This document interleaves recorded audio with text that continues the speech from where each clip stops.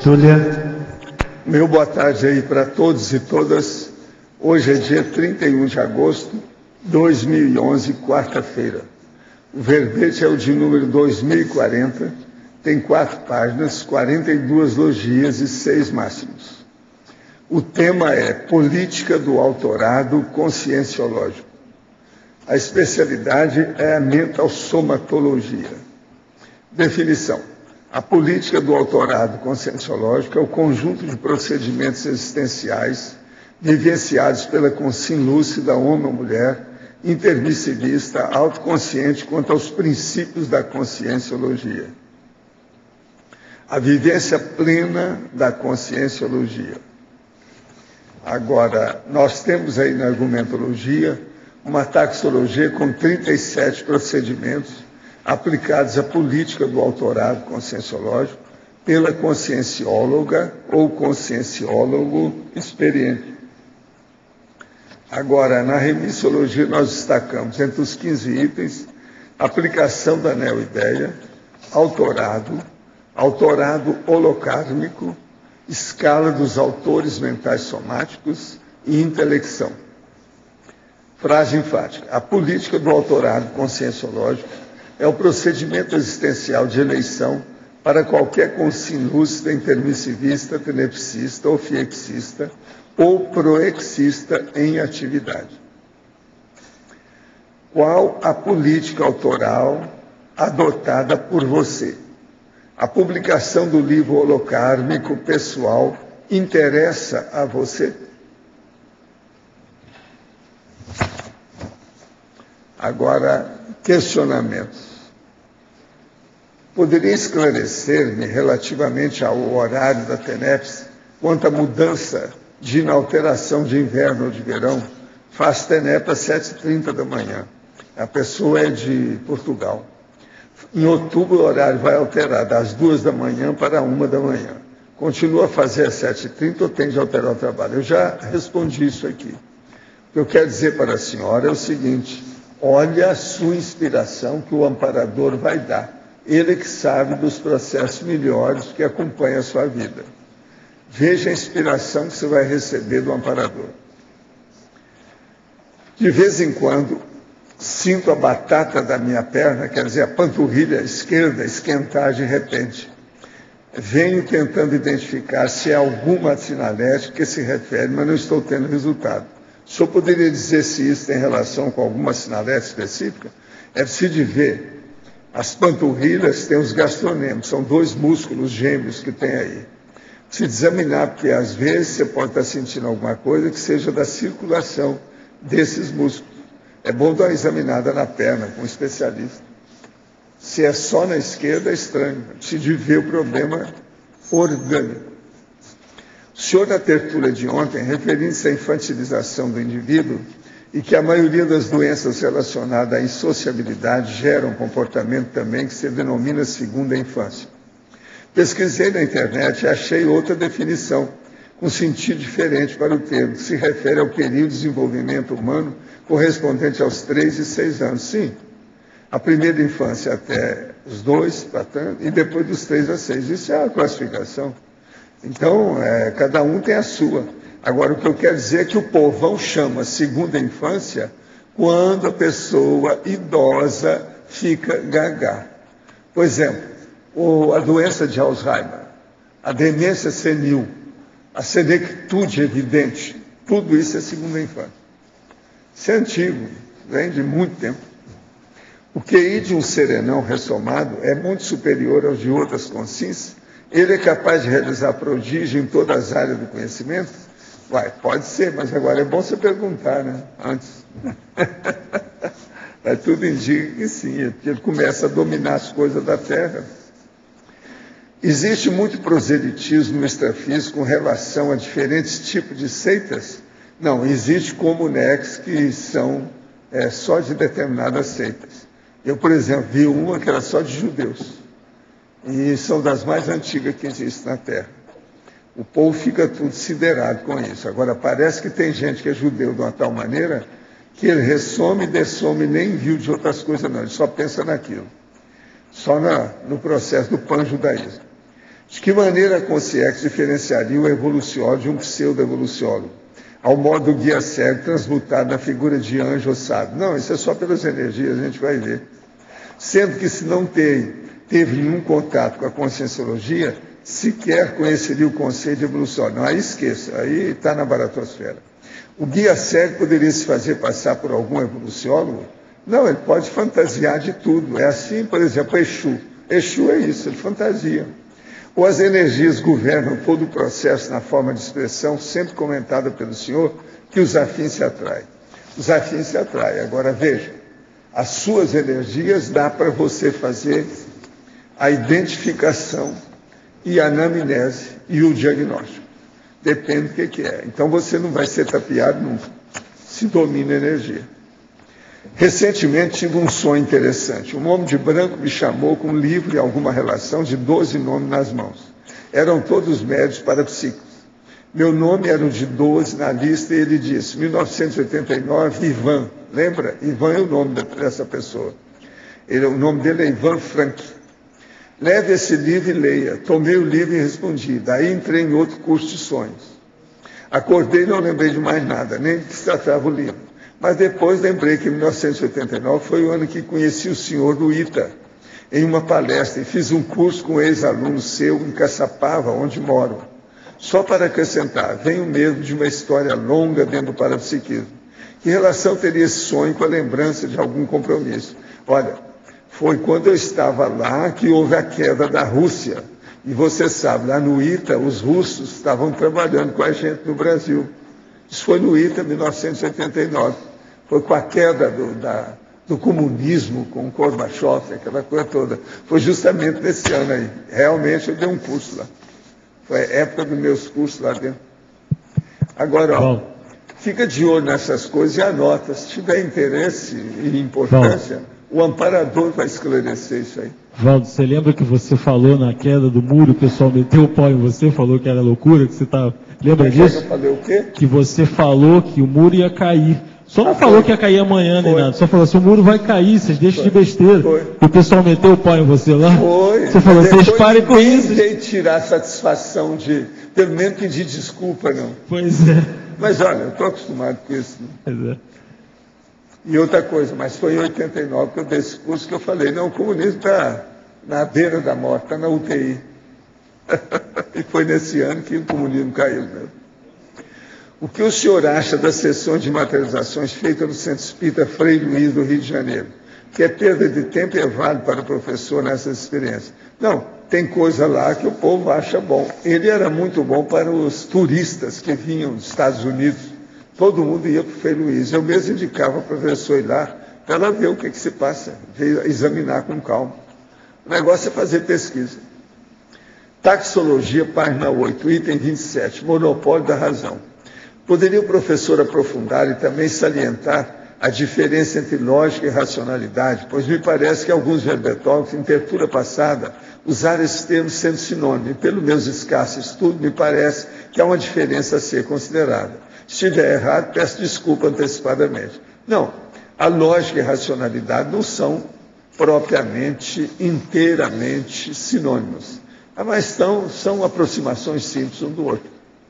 O que é lógico é preciso ter racionalidade. A racionalidade tem que ter lógica. Agora, o problema é que a lógica, ela muda de acordo com o contexto que você trabalha.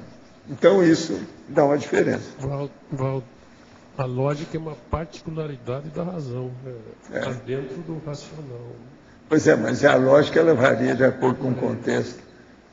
Há muitas lógicas para nós examinarmos. Agora, o processo de racionalidade já é um troço diferente. Aí já é a razão. O negócio é sério. De onde vem a teoria dos ciclos evolutivos intrafísicos, vegetal, subhumano, humano? Vem da própria evolução. Isso vem de outros planetas. Isso é da evolução geral do cosmos. Que parâmetro o professor tem para dar crédito a essa teoria? Está na obra, óbvio. É só sair do corpo que você vai ver a realidade disso. Outra coisa, você quer ver bicho, olha em torno de você que você vai encontrar um monte, inclusive de duas pernas. Quer dizer, existe isso. O processo é ver o que é. Se uma pessoa não reconhece que o vegetal se transforma em subhumano e subhumano em gente, é muito boboca ainda, né? Ainda tem muita coisa para passar. Gente, eu quero falar para vocês que a 5ª jornada de educação conscienciológica vai acontecer do dia 7 a 9 de outubro. São 3 dias. Tem, ao todo, 4, 9, 14 pessoas que vão dar aula. Vale a pena vocês verem isso, o negócio é muito sério. Agora, vai ser feito, aqui não está falando, mas é no discernimento? É no discernimento. Agora, logo em seguida, no dia 14 a 16 de outubro, nós vamos ter o 2º Congresso Internacional de Verponologia. Aí tem 20 professores para falar. São 3 dias também, 14 a 16. Quem quiser ver isso aqui, seria bom. E outra coisa, já está na hora de fazer as inscrições. É bom vocês olharem isso aqui. Já vale a pena entrar nessa. Agora, quero dizer para vocês que eu acabo de receber um copo da CIP, tá certo? Que é a Associação Internacional de Parapsiquismo Interassistencial. É um copinho aqui todo tranchant, alto nível. Agora, quero dizer para vocês que recebi aqui do meu companheiro lá, o Erk, que é Eric, mas ele é da Finlândia, e ele já esteve aqui. Talvez alguns de vocês devem ter visto ele. É esse aqui que é o autor do livro. O livro está em finlandês. Agora, tem um capítulo aqui que tem as minhas coisas com o processo da conscienciologia e muitos detalhes. O negócio é grandão. Agora, é interessante. Inclusive, tem bibliografia sobre projeções da consciência e outras coisas mais. Para vocês terem ideia, são 12 páginas do livro que está falando do nosso material da conscienciologia. Ele é meu conhecido, que já esteve aqui mais de uma vez. Agora, o livro está todo, ele é em finlandês. Então, eu vejo aqui, Valdo Vieira, não tem jeito de falar Valdo Risk, ou Cetestiche, ou Chololoche, mas aí não dá. Agora, fala aqui de muita coisa que a gente nota. CAEC, está explicando tudo sobre CAEC, está falando também sobre o processo de energia, de modo geral, como é que nós fazemos com as coisas aqui. Está falando do trabalho, a parte histórica do trabalho que nós chegamos até aqui, como é que foi. Está expondo muita coisa sobre os problemas nossos. Agora, tem cada nome que eu vou te contar. Essa língua não é fácil. Fala do Arigó, que é o Brasiliaça Arigó, Manichem. Os processos, é muita coisa que fala aí, com muito detalhe. Ele andou estudando e anotou muita coisa aqui conosco. Fez entrevista na ocasião, eu lembro disso tudo. Ele e a Lena, que anda com ele também, às vezes ela está Lena, que é o nome dela, que ajuda ele também nas coisas que ele escreve. Agora, o livro é um livrão, muito sério. Tem cerca de 460 páginas, muito bem lançado, cheio das fotos de todo mundo que deu para ele. Agora, que deu entrevista para ele. Agora, aqui fala de druidismo, fala do Chopra, fala uma série de lugares que ele passou no mundo, sabe? É muito interessante o livro. Agora, outra coisa, a nossa amiga lá também mandou isso aqui para mim. É um cubo que a gente vai mudando e tem toda a Finlândia aqui dentro. Você vai mudando e vai vendo. Tem tudo quanto é bicho. A Lapônia é onde aparece o Papai Noel lá com aquele negócio.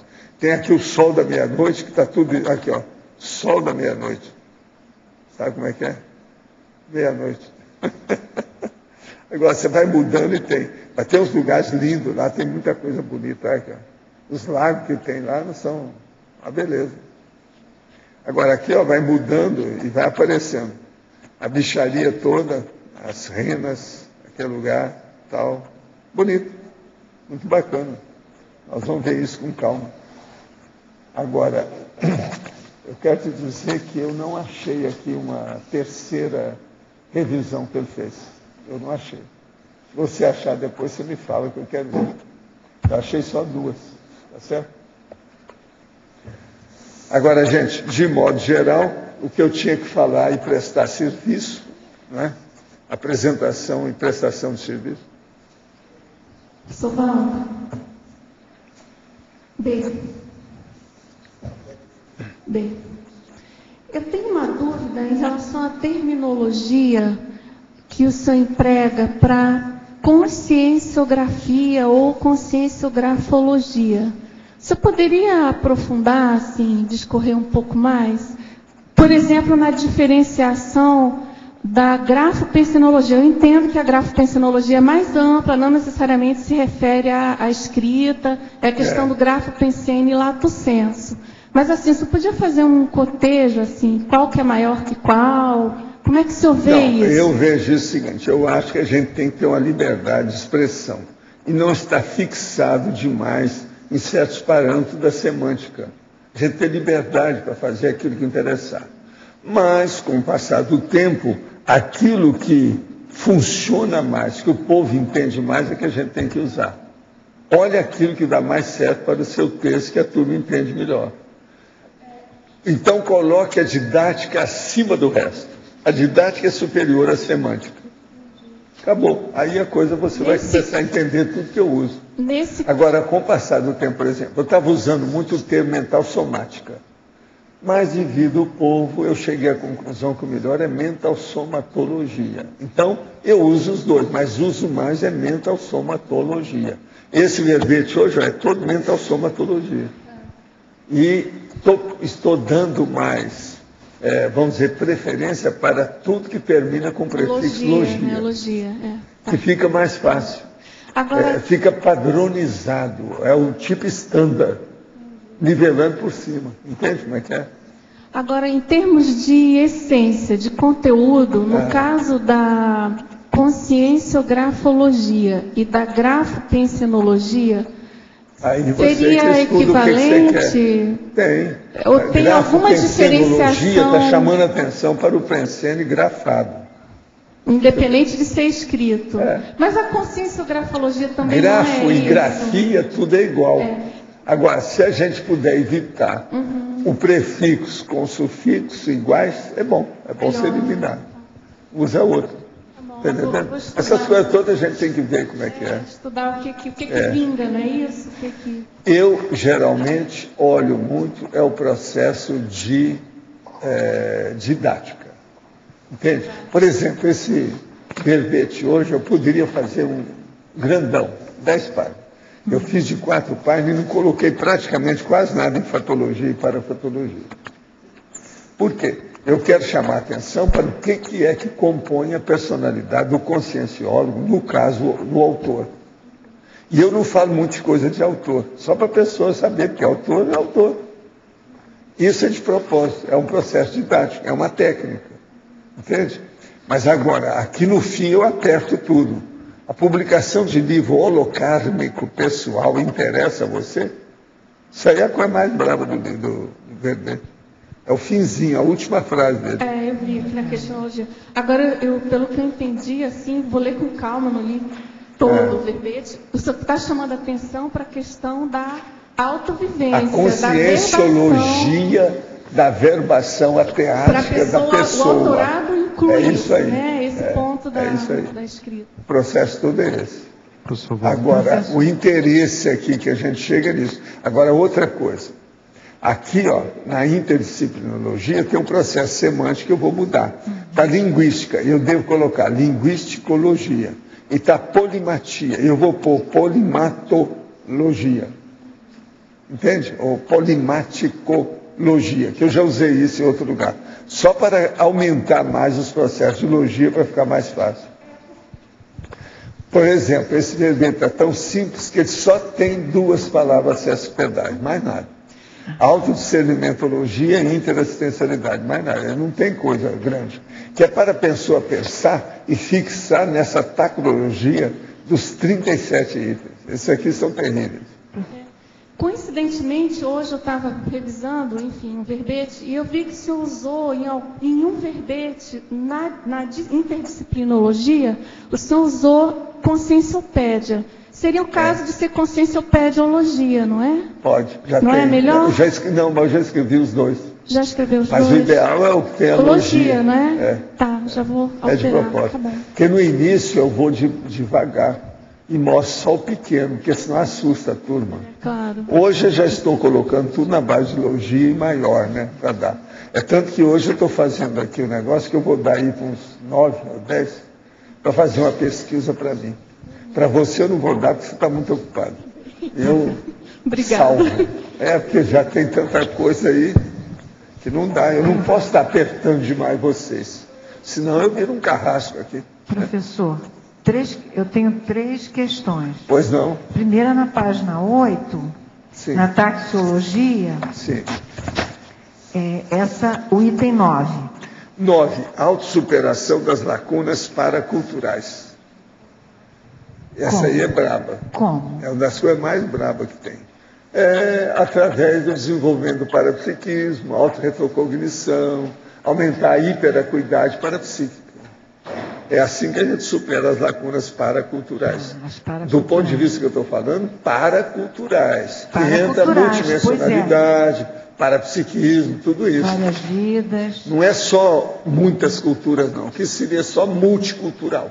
O que eu estou falando é paraculturais. Isso é importante. A outra, que mais? Na página 7, cadê? O item antagonismologia, o único. Antagonismologia. O antagonismo, título, epígolo. O que o senhor quer chamar a atenção aí para a política? É o negócio do início ao fim do livro. Como é que fica? Como é que você vai de capa a capa? Fala mais, professor. Que é o título até o epílogo.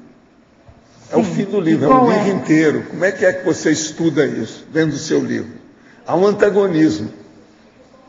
É o antagonismo. É o contrafluto da história, sei lá o que está. Explica para ela o que você pensou. Espera aí, vamos ver a opinião dela. Por contraponto e não por incompatibilidade. Não é incompatibilidade, é por diferença, é para estabelecer sempre. Às vezes é um contraponto que a pessoa colocou como pós-fácil. Tem vários tipos Isso de epílogo. De antagonismo. É o pós-fácil. É a coda do soneto. É a hora que fechou. Coda, quer dizer, a cauda, a hora que fechou. Deu as polaridades né? Entende? Polaridade. O que mais? Principiologia, na página 6. Sim. Principiologia, o princípio da descrença aplicada à mental somatologia. Esse é você não admitir nada que você lê. Primeiro ponderar e ter a vivência daquilo. Começa pela leitura. Depois, a pesquisa, o debate. E por aí vai. O discurso. Mental somatologia. Isso na política. Quer dizer, a administração. É a política, é o princípio da descrença. O autorado conscienciológico. A política da descrenciologia. É uma coisa que eu confio em você, que você é especialista. Pois é, por isso eu pergunto, né? Tenho que aprender muito. Gostei muito da sua pergunta, parabéns. Suas perguntas 3. Muito obrigada. Muito obrigada. Tá certo? Ela é muito educada, né? Então a gente não pode ficar para trás também. De vez em quando tem que mostrar uma certa educação. Né? Um salamaleque oficial etiquetoso. Salamaleque etiquetoso. É de etiqueta, você sabe, né? Bem etiquetado. Aqui na página 8, taxologia, você pode falar um pouquinho mais do item 17? 17. Docência extramuros vitalícia. Extramuros vitalícia. O que significa isso? É aquela que você está fazendo uma docência itinerante que está fora do seu caminho, que ela está universalizada, fora da Cognópolis, por exemplo. Então você vai lá para a cidade tal, no estado tal, ou no outro país. Como a Kátia acabou de fazer, veio da Finlândia, deu aula lá. Isso é a mesma condição aí. Você está entendendo? Faz parte do serviço dela. Mas de certa forma docência também... extramuros vitalícia, é o caso dela. De certa forma também um processo escrito, né? Um grafo pensene também pode fazer esse papel, não pode? Pode. Tá. Agora, o problema é essa variabilidade do universalismo dentro da pedagogia. Suvaldo, você pode falar mais sobre o livro holocármico? O que é esse livro? O livro holocármico. O livro holocármico é aquele que a pessoa faz ultrapassando o ego-karma, o grupo-karma e caminhando para o polikarma. Então, ela tem que ver os 3 tipos, ou as 3 instâncias kármicas para fixar na interassistencialidade policármica. Então, o livro holocármico, ele tem essa visão de conjunto das 3 coisas e fazendo o monopólio da policarmalidade. Está claro? Eu sei que não é fácil, né? Para vivenciar não é fácil. Por exemplo, a maioria dos livros são muito egocármicos ainda. Por quê? Porque eles são autobiográficos. Agora, a autobiografia sempre existe no livro de um autor só. Mas agora, aquilo vai diminuindo com o tempo. Chega num ponto que vai ter só 5% de biografia. Esse holocármico, 95% é da humanidade. Nesse holocármico seria 1%, 0, Por isso que eu estou muito satisfeito, porque a nossa enciclopédia, ninguém pode falar que é um processo egocármico. Já tem 100 autores, comigo 101. E eu sou o 101º autor dela, eu sou o organizador. Eu já coloquei lá o organizador. Entre aspas, a gente põe org.org, aquele negócio do .org, só que tem que ir o organizador. Professor Valdo, que letra? Eu vou fazer uma pergunta que aparentemente pode ser óbvia a resposta, mas tem relação aqui com a taxologia, no item 9, que ela perguntou, autossuperação das lacunas paraculturais. O que se tem de informação sobre os efeitos do estado vibracional ainda é muito incipiente, né? O senhor mesmo acho que escreveu, soltou muita coisa a respeito do que se pode conseguir a partir do estado vibracional, não é verdade? Não, porque é uma movimentação das energias. A energia se movimenta o cosmos, tudo é possível. A questão é a seguinte, na verdade, que eu andei refletindo sobre isso, do ponto de vista de aprofundar sobre esses efeitos, em função do que eu tenho lido, estudado. Isso tem a relação até com o nosso próprio nível evolutivo, de compreender esses efeitos, do que se pode conseguir a partir do estado vibracional. Mas o melhor que você faz é estudar a parafenomenologia. Faz uma listagem de todos os fenômenos, vê se você entende. Agora, depois você coloca a relação daquele fenômeno com a energia. E vê como é que isso funciona. Aí você vai começar a entender mais. Por que eu estou perguntando isso? Porque eu já tive alguns extrapolacionismos que, claro, eu estou avaliando, levantando como hipótese, né? A partir da vigília física ordinária e aplicando o estado vibracional, você conseguir, por exemplo, acessar a sua memória. Não necessariamente tendo uma projeção, assim, você ir e sair do corpo, onde isso normalmente acontece mais facilmente, é mais corriqueiro. Mas você, a partir do EV, claro, patrocinado com a ajuda do amparador, você conseguir acessar um viés, um fulcro, uma pincelada disso. Sim, mas isso aí eu pergunto assim... O amparador faz isso por causa do extrapolacionismo. Aí você tem que deixar por conta dele. O caso da sua parte, o que você deve fazer é se predispor para isso. Então, essa questão. Aí, o que me fez justamente questionar isso, a gente compreende muito pouco. Aqui, ó. Qualifique-se dentro da meritocracia para receber esse tipo de extrapolacionismo que você deseja. Entendi. Mas tem que se qualificar, você mesmo. O esforço é seu. O amparador, ele vem. Agora, você tem que fazer um conceptáculo, uma recepção. A recepção, o recebimento. Aí isso vem facilitar essas autossuperações das lacunas paraculturais. Né? É por aí. Agora, o problema tem que começar com o estado vibracional, não tem jeito não. Esse é o caminho. Valdo, B. Se podia aprofundar aqui na taxologia, o número 15, depois do 29. 15. Democratização do acesso autoral. Nós aqui já temos isso.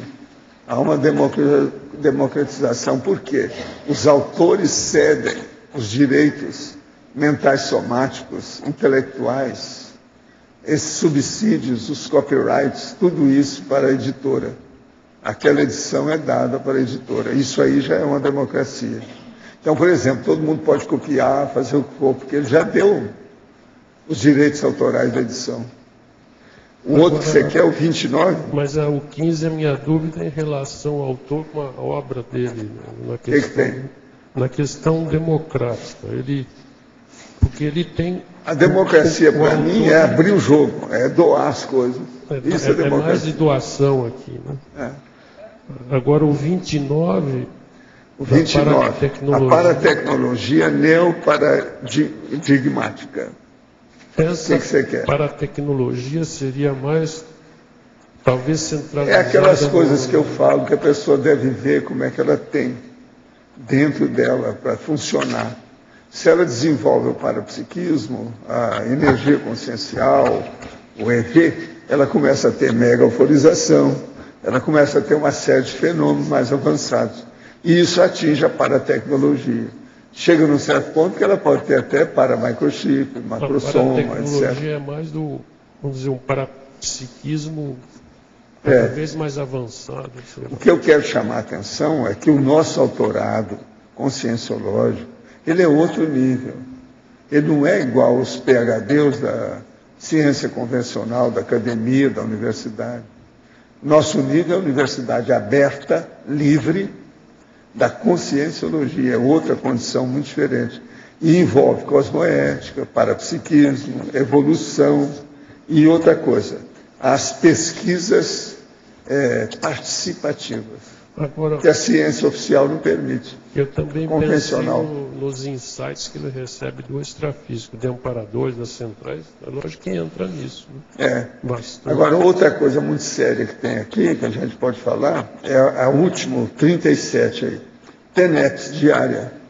Isso aí ajuda o autor, a autora, ajuda demais não o TENEPS. Deixa de ser uma paratecnologia. Pois é. Hoje ainda estava falando lá embaixo, numa entrevista que eu estava dando lá, de 1 hora, a turma, sobre isso que eu já falei com vários aí de ICs. O ideal seria que, conforme o tipo da IC, ou se fosse possível, todas as ICs, que todo mundo que tivesse algum gabarito na diretoria dessa IC praticasse a TENEPS. Porque isso vai melhorar o ambiente das pessoas.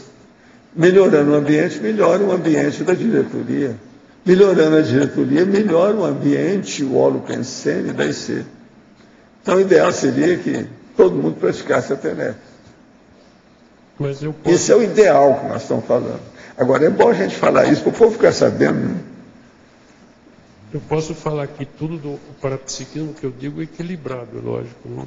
Entraria nessa paratecnologia, tudo que envolve esse parapsiquismo... Vamos dizer, e vai chegar a um certo ponto que o próprio autor vai se interessar de estudar os fenômenos sutis, aqueles que são mais singulares, os ímpares, os mais raros, que é aquilo que nós chamamos da pérola negra, a aves rara. Isso aí que é a singularidade dentro dos processos parafenômenos. Isso aí é seríssimo. Agora, o autorado conscienciológico, portanto, ele apresenta uma política muito avançada, cosmoética, evolutiva, multidimensional. E outra coisa, policármico. Isso é seríssimo. Por isso que eu estou falando a política aqui, para a pessoa ver. Agora, é a consciência intermissivista, tenepsista, ofiexista, proexista. Não tem dúvida que é isso. Quer dizer, essa paratecnologia ela é bem ampla, né? Tem muito fenômeno, muita coisa que pode ocorrer de lá para cá e daqui para lá. A coisa mais séria é o que vem de lá para cá, porque de lá é que é a matriz, né? Você está temporariamente, né, nessa condição aí, mas você não é isso. Então, quem é que está com... É você, Melissa? Pode ir. Oi, Miguel. Primeiro, Valdo, ali na taxologia, no 11, está faltando um parênteses ali antes de incorruptibilidade. Não, eu sei, isso aqui é uma das revisões que nós fizemos. Essas autodeslavagens paracerebrais, o que seriam? O que é? No 5, o item 5. Autodeslavagem paracerebral. É aquela pessoa que tem uma lavagem cerebral. Por exemplo, uma lavagem cerebral da ciência convencional, ou da filosofia convencional, ou das religiões, de uma seita. numa iniciação que ela teve em alguma coisa, fizeram uma lavagem cerebral com ela. Então tem que deslavar. E isso aí não é fácil. Agora, a conscienciologia faz muita deslavagem cerebral o tempo todo. Entende? Então a pessoa, ela alcança um novo patamar, porque ela sai da monovisão da lavagem cerebral para uma cosmovisão do universalismo. Isso muda tudo. Isso acaba com a priorismose, você está entendendo? Aquela visão acanhada de ver as coisas, ela vai ver de uma maneira diferente. Ela sai do varejismo da vida, sabe? Da patuleia, quer dizer, o varejismo da patuleia. A patuleia, no caso, é o processo, por exemplo, a plebe, a robex, o pé de chinelo, analfabeto, o anarfa, e ela vai para uma condição mais ampla, e sem domínio de poder, domínio de política, domínio monárquico, feudalista, mas de uma maneira democrática, aberta, universalista, mega fraternal. Tudo muda. Isso é deslavagem cerebral. Agora, a deslavagem cerebral mais séria começa por aquilo lá. Ó. Experimente, faça a sua experiência pessoal. Não acredite em nada que a gente esteja falando. Valdo, mas aqui tu fala em paracerebral, né? É como assim paracerebral. Porque pode estar vindo de outras paracerebrais, vidas. justamente essas são muito arraigadas. Aquela pessoa, por exemplo, que é fanática religiosa por alguma linha religiosa qualquer. O profitente, crente, da crendice total, fanático, beato. Esse aí tem que ir fundo. São lavagens mais profundas, então, a paracerebral. Isso demora muito, porque aí já mexe com o temperamento dele. Porque tem pessoas que têm uma crença que é o próprio temperamento dela, ela vive por aquilo. O profissional religioso é assim, o sacerdote católico, por exemplo. O Papa é isso. Entendeu? Sim, sim. Outra pergunta, na página 6, em fatologia, tu fala em a vivência plena da conscienciologia. Sim. Nisso, tu não está querendo falar na questão da escala evolutiva, o conscienciólogo. A gente é capaz de viver várias coisas da conscienciologia. Aqui nós já temos vários que são conscienciólogos. Entendi. Já é possível, então. Melissa, eu não posso esperar que o Joaquim da Silva, lá de cima, que vai ser o conscienciólogo, é você que está aqui, que está estudando, é você. É dessa massa aí que aparece, é conscienciólogo. Então, assuma o processo. É vivenciar mesmo. É isso. Então. Professor, eu queria que você tirasse uma dúvida para mim, na pergunta da Dulce, ela falou sobre a questão ali do critério das logias na interdisciplinologia, né? Então, aí tem 5 termos que não tem logia, o senhor falou que alguns o senhor está passando, como a linguística e a polimatia. Eu queria saber o contrário, por exemplo, alguns critérios que se usa para manter sem a logia, como no caso da consciencioterapia. Não, você mantém quando a pessoa só entende aquilo. Às vezes você vai falar dentro de um contexto que é bom falar aquilo que ela entende, para diminuir o processo também os vocábulos, certos pedais, diminuir isso. Isso aí varia. Agora, o que eu vejo é o seguinte, você tem que ter elasticidade, flexibilidade de fazer abordagem. Mas tem que criar um padrão estilístico das coisas. E nivelar por cima, se for possível. Era esse o ponto. Eu, por exemplo, eu decidi colocar logia na maior parte das coisas. Porque isso ninguém fez até hoje. E outra coisa, logia significa ciência, estudo, pesquisa, investigação. Tem uma questão semântica. Então ninguém pode reclamar, porque logos é a parte de tudo. Logos é a sabedoria, é o saber, é a cognição, é a intelectualidade. Então quem é que vai reclamar? Se eu estivesse falando um negócio, seria diferente, né? Já pensou eu colocar, por exemplo, a palavra pornô antes de qualquer coisa? Não dá certo. Seria um troço desse. Pornológico, pornográfico, pornófico, e por aí vai. Eu não uso isso. Não interessa. Isso seria o prefixo. Então, o estudo dos afixos também, quando a gente usa bem essas palavras, principalmente as 7 pedais, leva o leitor e a leitora a estudar os afixos. Isso no nosso idioma é muito importante, porque isso é muito superior ao inglês. O inglês não estuda afixos. Já o alemão estuda alguma coisa, o negócio é mais sério. Agora, envolve uma questão semântica às vezes, né? Porque dependendo do sufixo, por Tudo é exemplo, no caso semântica, da... tudo nós estamos falando aí é semântica. Certo. Então, por exemplo... Mas agora, a semântica, até um certo ponto, é secundária. Nós não podemos ficar só nisso. Tem que sair e ver a conteudística, que é o que interessa. O exemplo que eu estou querendo dar é o seguinte, por exemplo, a conscienciometria e a conscienciometrologia. Sim. A conscienciometria... Não, o povo gosta mais de conscienciometrologia, não foi eu.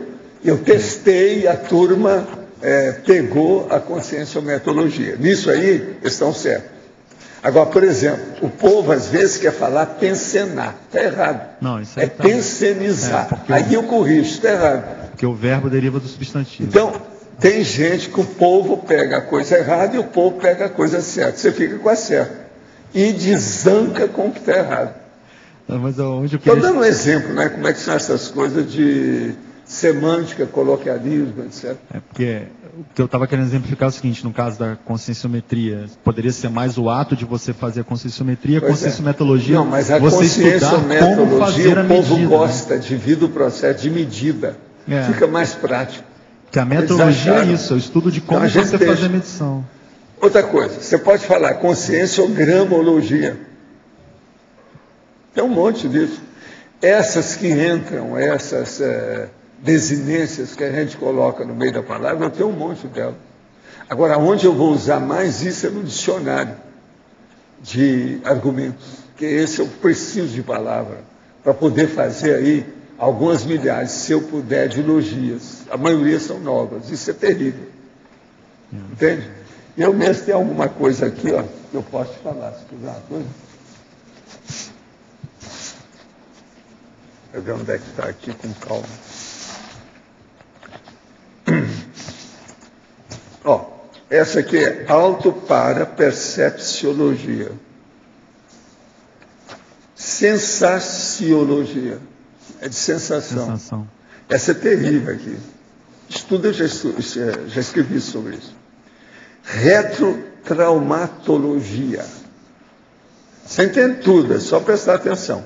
Essa outra aqui é terrível, mas bem simples. Mementologia.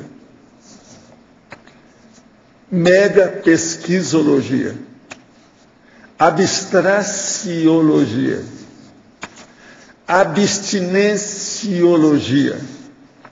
Abertismologia. Abnegaciologia. Ansiosismologia. Isso tudo são verbetes já do dicionário. Esses todos já estão escritos, já fiz até o mega análise deles. Você tem uma ideia. Agora, tudo isso eu vou julgar aí para o público para receber as críticas e a gente brigar para defender o que a gente escreveu, né? Eu vou colocar todos os meus cachorros fora do canil e minhas armas fora do forte, da cidadela, para poder defender isso aí. Por quê? Tudo eu tenho minha razão de ser. Eu não estou fazendo a coisa gratuitamente. Agora, tudo é necessário ter racionalidade, lógico. Sem isso, não adianta nada. Não há discernimento. Então, o discernimento tem que imperar. Nós vivemos o império do discernimento. É aonde a gente precisa chegar sempre. Quando eu era criança, presenciei meus pais brigando algumas vezes, o que culminava em agressões físicas. Minha mãe não se separou dele por causa dos filhos. Ele bebia e fumava frequentemente. Em 1999, sofreu um acidente de automóvel muito sério com hemorragia interna cerebral. Ficou vários dias em coma e, quando voltou a si, estava desmemoriado, inclusive em relação aos vícios.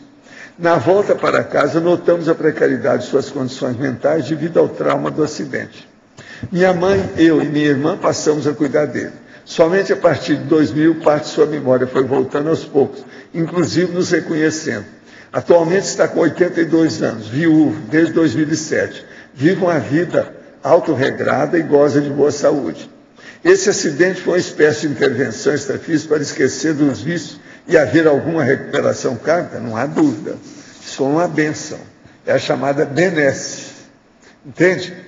Escuta, tem uma expressão que eu uso e já tem no dicionário também. Então, por exemplo, a Melissa vai lá, ou alguma dessa nosso povo aqui, vai, por exemplo, dançar. A própria, ali, ó, a Socorro. ela vai dançar. Depois que ela dança 2 horas, então a gente fala assim, ela foi bem abençoada pela dança.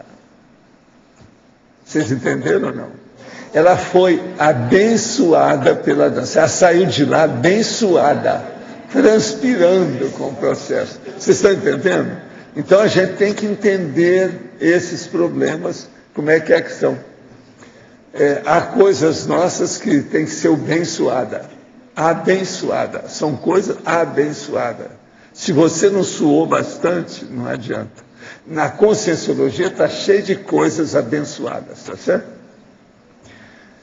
Sendo o senhor especialista em assombrações, saberia explicar o que é o fenômeno dos orbes, aqui, orbes esféricos. E eu acho que estão sabendo que eu sou amigo seu e do Adélio. O Adélio está aí, porque, falando de assombração, eu tenho que lembrar do Tri Parada Dura. Não tem? Tem outra coisa? É o jeito. Agora, explicar o fenômeno dos orbes esféricos. O que é que ele quer dizer com isso? Esse negócio de orbe esférico tem tanta coisa, tem até aquela bola que aparece, tem uma opção de coisa. Eu não sei o que ele quer dizer. Hein? Será que seria aquilo? Não, mas aquilo não é chamado orbe esférico, aquilo tem outros nomes. Aquele das plantações lá da Europa, isso é outra coisa. Agora, ó, o que eu vejo é que nisso tem muita coisa que ainda não está explicada. Vamos ver, eles têm que pesquisar. Se for aqueles da Inglaterra lá e das lavouras, eu ainda não vi, ainda não pesquisei. Agora, tem que fazer pesquisa. Eu não sei, eu não tenho competência para afirmar qualquer coisa. Estou desenvolvendo um tratado sobre multidimensionalidade. Gostaria de saber do senhor se tem algum amparador de seu conhecimento me dando alguma assistência. Se sim, qual a especialidade específica da Consciex? Esse não está querendo nada. Ele tem 29 anos. Chapa, vai em frente. Agora, ó, seria bom você pesquisar que para isso, o melhor lugar que tem é a holoteca nossa. É onde tem maior número de obras sobre o assunto. Porque é muita coisa que você tem que ver. Primeira coisa, faça uma listagem de quantos fenômenos você já conseguiu, para fenômenos. Segundo, converse com o Gabriel Gonzalez, ele vai te ajudar, que ele está estudando isso há muitos anos. Poderia aprofundar na taxologia, página 8, item 15, democratização do acesso autoral. É aquilo que eu já falei aqui antes, é a hora que a pessoa doa a todo o patrimônio intelectual dela em favor da humanidade. E o item 36, supremacia da homeostasia. É que tudo a gente tem que usar dentro do equilíbrio homeostático. De modo que ela é a supremacia, a homeostasia, homeostase, a homeostaticologia. Aí já vem a logia, homeostaticologia. Então, isso aí é um processo da cosmoeticologia, é um processo da equilibriologia, é um processo da harmoniologia, é também um processo da lucidologia. Tudo é isso aí. Isso é para a Nievas, a Cris. Gostaria de saber de que modo o senhor entende as manifestações que ocorrem nos terreiros de candomblé, em especial a entidade, o orixá, chamado Exu. Tudo é a sede de guia cego. Todas essas aí. Catimbó, Macumba, Umbanda, Quimbanda, tudo isso é guia cego. Na interassisteciologia, página 7, a interação, faculdades mentais para percepções multidimensionais. Poderia ampliar e exemplificar tais condições factíveis. Faculdades mentais e para percepções. Por exemplo, o cara é muito bom de memória humana, ele não esquece nada. Ele vê uma vez e a memória de elefante dele retém aquilo que ele observou. Essa pessoa pode desenvolver de tal maneira a retrocognição que ela vai lembrar de muitas vidas anteriores, como é o caso que acontece comigo. Eu sempre tive desde pequeno uma memória elefantina, assim quase que fotográfica em certas coisas. Com o tempo eu fui perdendo. Agora, chegando aos 80 anos, eu já não sou mais, não se faz mais falta como antigamente. Eu estou com a memória diferente daquela que era. Mas eu ainda enfrento vocês. E olha, dá, se não tiver cuidado, eu ganho a parada. Então, vamos com calma com isso. Agora, o que se passa? Aos 80 anos, a gente tem que dar os descontos, que é natural, já é a quarta idade. Eu já fiz um verbete também sobre isso. Sabe, já está no dicionário. Tudo pequenininho. É sobre a quarta idade, mas as coisas sérias, o que é que se passa com isso, e o modo que é, as reações. E eu estou falando tudo em cima do lance, sabe? Vocês vão ver aí depois, que eu vou te dar também aqui para fazer a mega análise. A mega análise, para eu deixar lá o verbete, ele tem que ter no mínimo 51%, senão não deixa. Eu vou explicar isso depois. Eu estou esperando se o Everton trouxer, quando ele trazer, eu vou distribuir. São 10 pessoas com o Everton, que eu vou dar dessa vez para a pessoa estudar. Agora, isso eu não estou visando só eu, não. Eu já estou com isso aí, já ajudando vocês. Vocês me ajudam por um lado, eu ajudo vocês por outro. Quem começar a pensar nisso, vai melhorar o processo de texto, verbete, artigo, redação de livro, tudo isso. Porque vai começar a ver mais os detalhes que faltam. Eu penso que ainda falta muito detalhinho, por isso que é que eu estou distribuindo isso aí para a pessoa ver. Agora, eu vou, até quando precisar, pelo menos até chegar a 1000 verbetes do dicionário, eu vou usar a mega análise. Agora, essa mega análise é elementar, por isso que eu estou dando para vocês, porque se fosse mais profunda demais, teria que explicar, teria que dar um curso para vocês entenderem, senão não vai. Mas do jeito que está aqui, já dá para entender. Agora, então, isso aqui eu acho que a pessoa já entendeu. A interação, faculdades mentais, que é aquilo que nós temos na mente. E as parapercepções multidimensionais. Quais são as suas faculdades mentais? Vamos entender. A sua vontade, a sua intenção, a sua determinação, a sua associação de ideias, a sua atenção, sua concentração mental. Essa é uma das mais sérias que tem, concentração mental. A sua memória. Isso tudo são faculdades mentais. Agora, juízo crítico, a elaboração de pensamento, tudo isso é faculdade mental. Agora, para percepções, clarividência, ectoplasmia, a pessoa dominar a energia, clarividência viajora, a leitura, por exemplo, da parapsicosfera da pessoa, projetabilidade lúcida, cosmoconsciência, pangrafia, psicografia, tudo isso é fenômeno. Então, vê se você entende. Uma pessoa que é boa aqui, naquela linha do fenômeno paraperceptivo, ela vai ampliar aquele fenômeno. É isso que a gente tem que entender. Do jeito que eu estou falando. Uma pessoa que tem boa memória aqui, ela vai lembrar quando ela se projetar. Se ela não tem boa memória aqui, o que ela quer lembrar de projeção? Que besteira é essa? Como é que ela vai ter uma segunda memória? Se a primeira já está falha, ela vai ter uma segunda? Nunca. Vocês estão entendendo, né? A mesma coisa, se uma pessoa não se dá bem nem com uma pessoa, que é a dupla evolutiva dela, ela nunca conseguiu criar uma dupla adequada, ela vai ficar com quem? Com o terceiro, com o quarto, com o quinto? Não existe isso. A pessoa, naquilo que ela é o mínimo, ela já dá para ter alguma coisa para ser o máximo. Agora, naquilo que ela é o máximo, os mínimos, ela pode ter uma porção.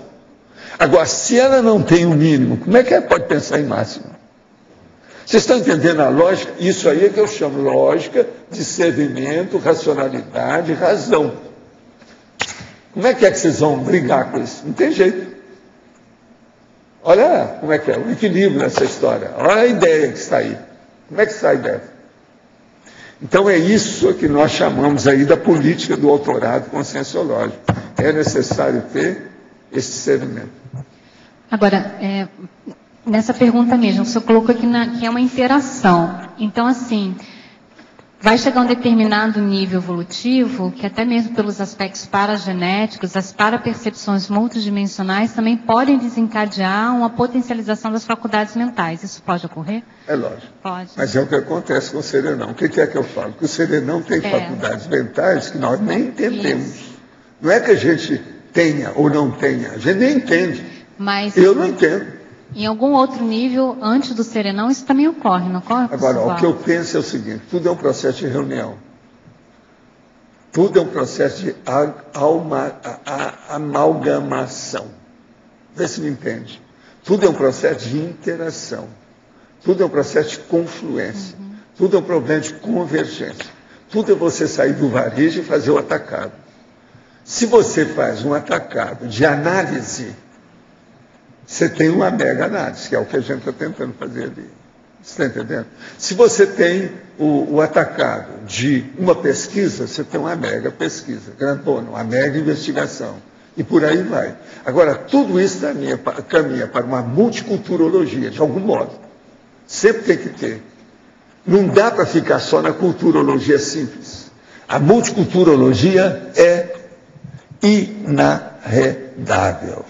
Ela está na sua frente e te desafia. Não tem jeito de sair. E tudo caminha para a multiculturalidade. Pode olhar. Qualquer coisa. O crescimento é feito, às vezes, pela multiplicação da unidade.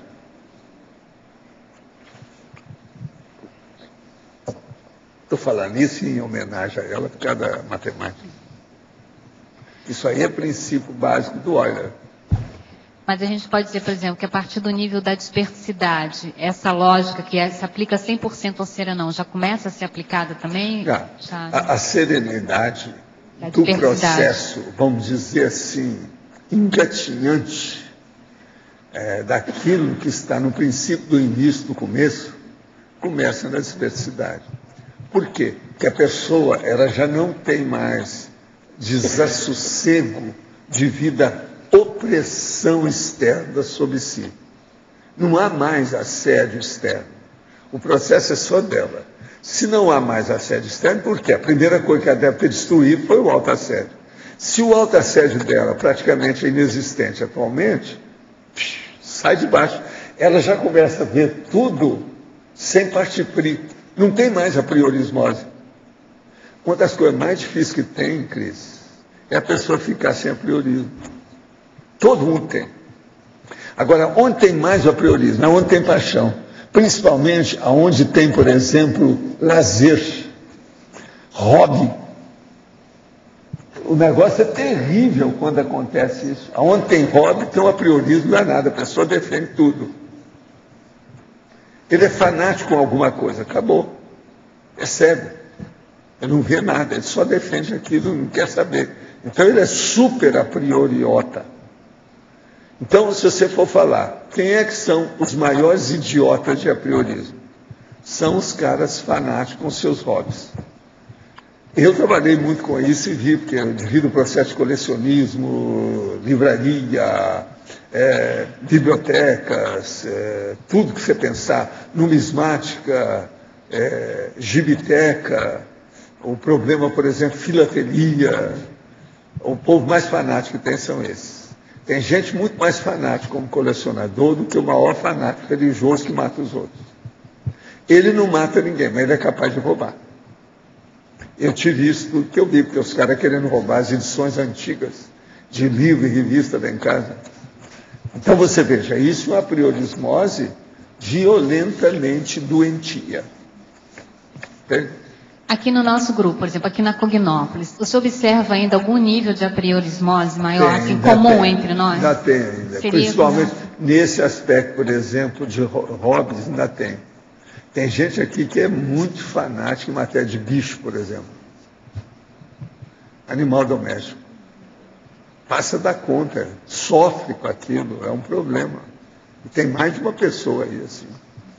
Agora, veja, isso até que é bonito, bacana. Das apriorismoses, não há de ver que você chegou, você está perdido. Você vai ficar aí agora, né? Você não separou o seu, não, né? Ou já? Não, então tá. Então espera, deixa eu colocar aqui que eu vou fazer uma distribuição aqui.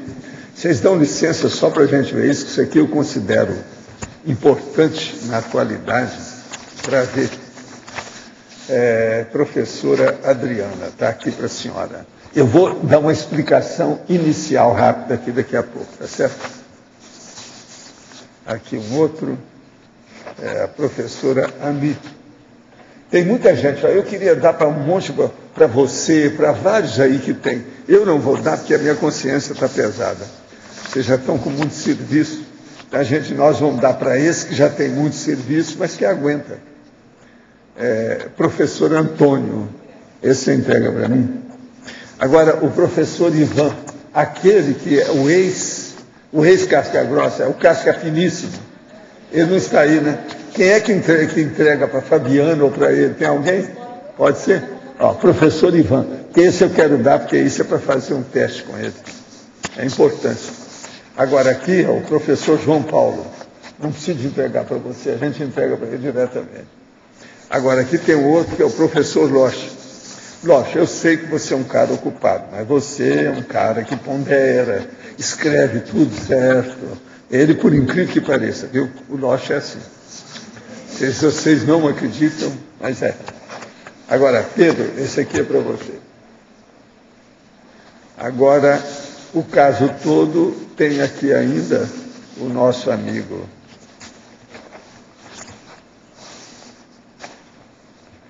Esse é para o Elton. Está aqui. Vai lá para ele. Agora, esse outro aqui que sobrou é meu. Não, mas parece que você fez mais de 10, né? Fez não? Parece que tem um aqui a mais. Parece diferente. Agora, então, nós podemos dar para dar mais um aqui, então.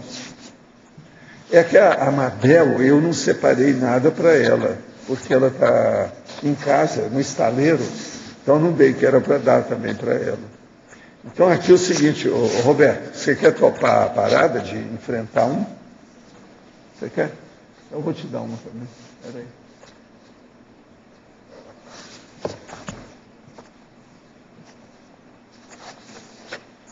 Só não escrevi seu nome aqui. Você faz favor de colocar lá seu nome? Está aqui. Agora, gente, eu vou explicar para vocês o que se passa com isso aí, tá certo? O caso todo é o seguinte. Isso é uma mega análise do verbete do dicionário. Esse aí não é aquela mega análise que eu escrevi lá, que já tem publicado no meu livro, com 28 itens, para a pessoa ver a ideia linha. Aí a ideia linha, só que tem que ele estar com 48 itens. E eu pretendo aumentar isso logo. De cara eu vou passar para mais 50. Vou aumentar mais 2. Eu vou pôr princípios e escalas que não tem na listagem. Mas isso não é para vocês. Agora, o que se passa? O que eu quero que vocês façam é heterocríticas disso aí. Ver as repetições e interfusões acaso existentes. Então, por exemplo, aquilo que está repetido, você pode pegar e fazer uma fusão e coloca aquilo como derivado de outro. Às vezes pode ser acontecer. Uma outra coisa que eu vou mostrar, se vocês nunca fizeram nada de mega análise, seria bom usar caneta amarela dessas. Riscar cada cor para você não ficar doido. Senão vai ter confusão, você acaba errando. Você, quase sempre a tendência é aumentar o número dos itens. Então é bom colocar o amarelo, porque tem item às vezes que ele equivale a 3. E você vai ter que colocar os 3. Então você veja bem, a caneta amarela de cara ajuda depois a contar os totais dos itens. Agora, eu quero dizer para vocês que atualmente tudo que eu fiz, os itens que eu consigo aí chegar na carga de informações, que vocês devem olhar lá, mega análise, tem o título, que é o título aí. Eu não coloquei o título, vocês têm que colocar lá o título, qual que é. O título é alto para percepciologia. Agora, depois, a carga de informações que eu estou fazendo até agora, ela tem que ficar no mínimo com 51%. Todos que eu tenho feito até agora vão de 65% a 156%. Tá certo? Agora, o que é que se passa? Existem itens que são permanentes. Então, por exemplo, tudo que tem, você tem que colocar. Então, os 4 ou 5, todos eles sempre têm. Isso é normal. Por exemplo, o processo da extensão, o total de linhas, todos eles, vocês têm que falar nisso. Isso serve para fazer a equação. As italicizações, a maioria tem. Logias, o próprio título já é uma logia. Maiúscula é quase que inevitável, sempre tem. E os parafatos também, porque nós trabalhamos muito com o processo de parafenômeno. Agora, vocês então devem contar tudo, sem exclusões de nada, para ficar com o total máximo. É sempre a mais. E outra coisa, se precisar, explicitar os derivados, ou aquilo que vocês entenderam. Agora, o problema todo é o seguinte, olha aí que no fim eu escrevi equação final da mega análise do verbete. Você pega o total de itens que você marcou e divide isso pelo total de linhas do verbete. Isso é igual ao percentual da carga de informações. Tá certo? Então, por aí, a situação muda. Agora, gente, essa turma que trabalha na verbetografia, vocês já estão trabalhando em parte com essas coisas todas. Hein? Metáfora tem. Aqui, metáforas, tem aqui, ó. Está na ordem alfabética. Dos 48 tem. Agora, aqui a pessoa tem que entender essas coisas com calma. Tem coisas, por exemplo, que às vezes equivale, uma coisa só equivale a 3. Não tem jeito. E tem coisas que às vezes uma coisa vai em 3 itens. Por exemplo, você pega e escreve a palavra conscienciologia com letra maiúscula. Ela é maiúscula e ela tem uma série de condições. Então isso vocês têm que estudar e ver o que vocês fazem. Agora, o que eu quero é heterocrítica. Vocês podem desancar com tudo que vocês verem por aí, para criticar tudo. João, você que está mexendo muito com a revisão, se você não entender, é bom perguntar. E você ainda não viu minhas coisas. Por exemplo, essa turma toda está muito acostumada comigo, você não está tanto. É você e o Ivan, a gente tem que dar um desconto. Se você não entender, você pergunta para a gente ver o que é que faz com isso. Tá certo? Para você não cair de 4 na situação. Tem que saber. Agora, com isso, vocês vão me ajudar muito, e isso aí vai fazer vocês pensarem mais. Vai dar cosmovisão do assunto. Porque você vai ter que encontrar isso aqui. Isso é um enigma, você sabe. Isso aqui é uma pegadinha, uma espécie assim de enigma. Entende? É um trabalho para se ver, não tem saída. Agora, vocês podem corrigir o texto, se quiser pode aumentar, vocês se viram. Agora, ó, se vocês não entenderam, vocês estão aqui presentes, que eu tenho papel. Se não entendeu, pergunta. Total dos itens marcados. Então, a primeira coisa que você tem que fazer, você tem que contar quantas linhas tem isso aí. Tá certo? E coloca lá. Lá tem o lugar de colocar lá. Tá lá. Extensão. Olha lá. Total das linhas. Coloca lá. Que esse aí é que serve para a equação. Agora, depois você coloca seus itens, vai anotando. Agora, o que eu acho? O original aqui, ó, se você riscar o amarelo do jeito que eu faço, você já viu como é que é. Você vai ter uma orientação melhor para fazer o texto. Porque, ó, senão vai escapar alguma coisa. E eu vou desancar com o resultado de vocês, tá? Ou vocês acabam comigo, ou eu acabo com vocês. Vocês escolhem. Valdo. De modo que é bom trabalhar bem, porque eu vou entrar com a corda toda em cima disso aí. Você poderia só dar um exemplo de expressões chamativas que você está colocando aqui, surpreendentes? Isso aí é o João Paulo que vai falar para você. Esse é ele que sabe. Explica para ele. Nesta aqui mesmo ele usou uma que ele está achando que é chamativa. Eu não acho tanto, mas ele achou. Mas nesse verbete hoje. A expressão chamativa é alguma coisa que seja incomum, dentro do trabalho mesmo que é feito, por exemplo, na enciclopédia, do que ele escreve, uma coisa que chame a atenção. Pode ser uma palavra, pode ser alguma coisa ligada à forma. Por exemplo, outro dia a gente teve uma que era uma frase enfática perfeita, quadradinha, sem nenhuma linha quebrada, sem nenhuma palavra quebrada, né, com travessão. Então foi considerado uma expressão chamativa. Ou então é um termo, tem uma enumeração, por exemplo. Então tem um termo que realmente nunca foi usado na enciclopédia e chama atenção em cima daquele tema. Então aquilo... É a singularidade. A invulgaridade, a singularidade. A invulgaridade, a singularidade. É isso. Agora, vocês então entenderam a equação, né? O que eu quero em primeiro lugar é que vocês entendam a equação, porque senão não dá certo. Agora, veja, a equação eu escrevi por extenso, não estou usando suas técnicas de fazer, não. Então está assim, equação final da mega análise do verbete. Total de itens marcados, dividido pelo total de linhas do verbete, igual ao percentual da carga de informações. Isso é ideia linha. Então aí vai mostrar que tem uma ideia por linha. Por exemplo, se ele tiver 200%, tem que ter no mínimo 2 ideias por linha.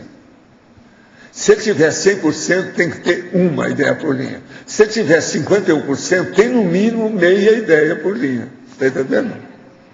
O senhor já tem publicado o numerograma. Isso aí é uma variação do numerograma? Não, é uma variação, mas não é isso. Isso aqui qual é a diferença é do numerograma? Um extra, é um adiantamento, é uma evolução de tudo que eu já fiz.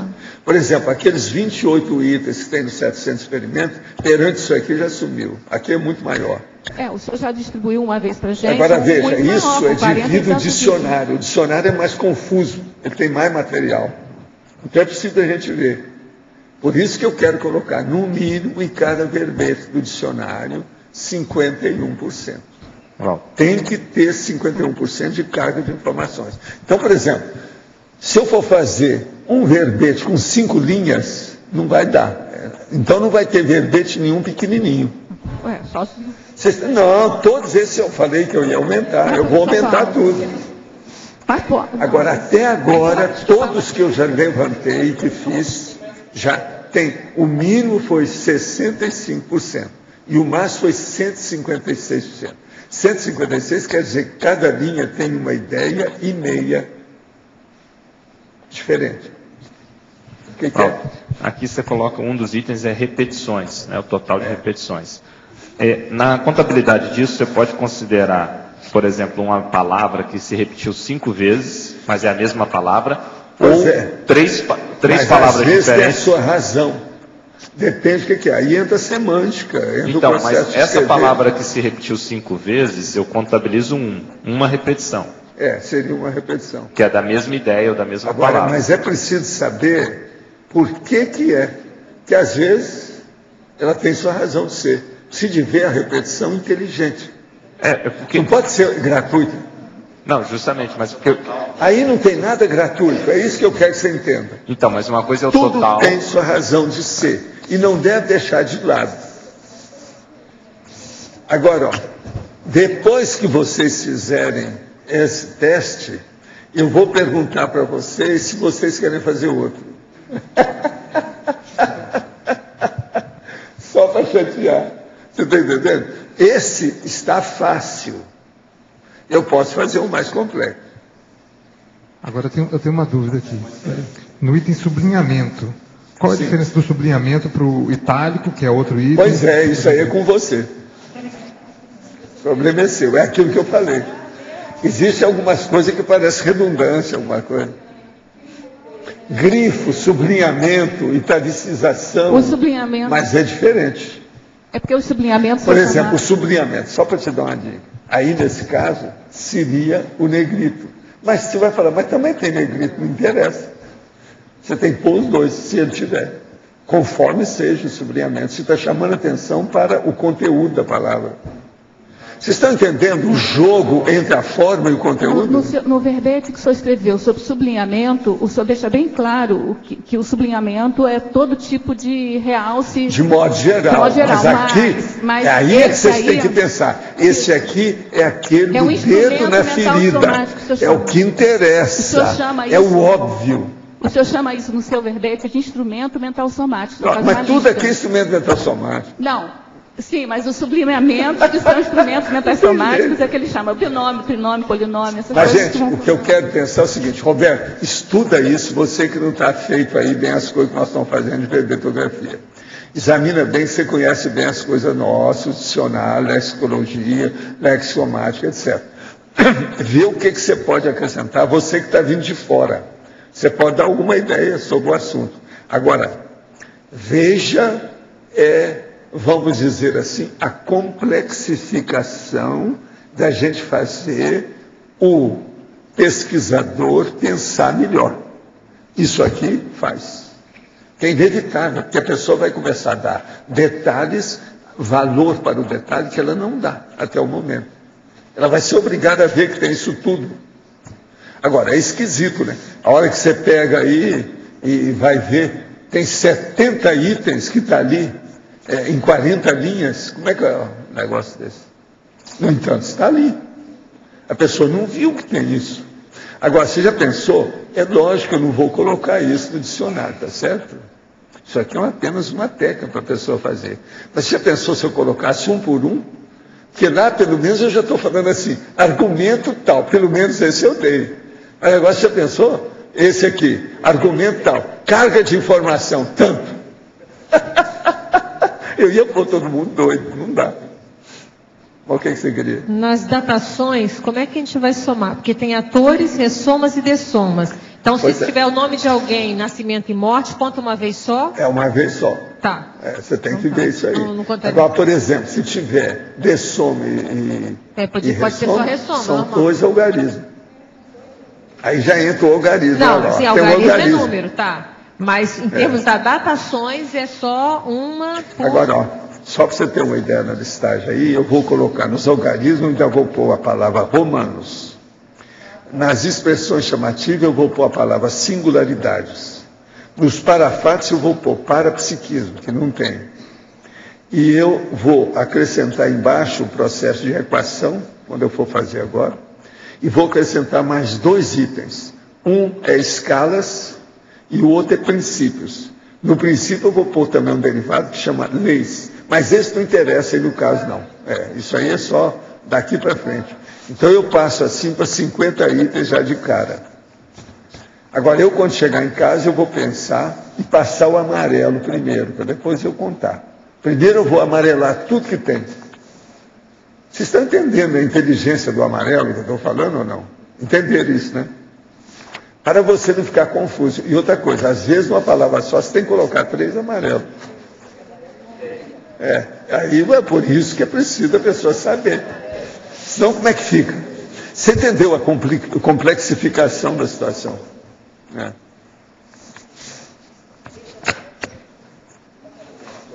Começou com a enciclopédia, eu lembro que ele chamou a atenção que o senhor falava das VAMINES, né? Que seriam 70, naquela época, 70 especialidades, 70... Não, eu já expliquei isso tudo. Agora, ó, no dicionário eu estou explicando isso tudo. 70 especialidades, 70 variáveis, 70 mini variáveis. E eu lembro que o senhor comentou que isso era uma técnica para o senhor pegar um assunto e dissecar, picotar com todas essas variáveis, né? Você não tem jeito de fugir. Então, isso dá carga informacional. E aqui, esses itens aqui, apesar de serem 50 que o senhor vai chegar, existem muito mais, né? Tem muito mais. Agora, se que você vê que tem algum que é bom colocar, você coloca. Eu quero aumentar isso. Eu coloquei aí, isso aqui já é muito, porque o outro que eu fiz inicial só tinha 28. Esse aqui tem 48. Mas agora eu fiz só com 48 para ficar numa página só, para não confundir a pessoa. Uma outra coisa, eu mesmo pedi para ele para imprimir as páginas em folha diferente, que é para a pessoa observar. Se colocar atrás, confunde tudo. Isso é um problemão. Então, do jeito que está aqui, está tudo mastigado, só falta engolir. Não, número de linhas, você não conta o título, não, né? Não, aí é você que sabe, eu não digo nada. Raciocina comigo.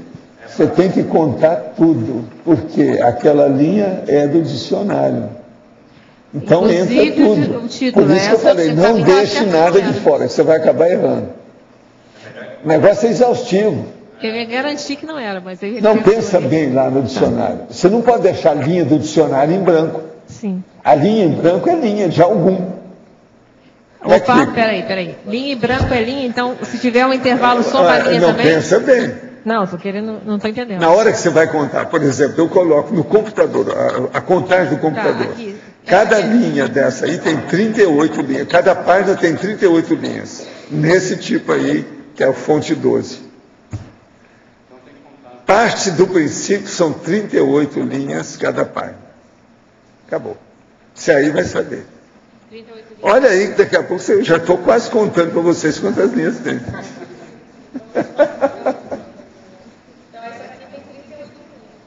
Pois é. A inteira, a primeira, a 38. Essa é clássica. Por aí você tem ideia do resto. Agora, conta a outra, você junta, você já tem. Então, aquele item lá, da extensão total de linha, você já tem.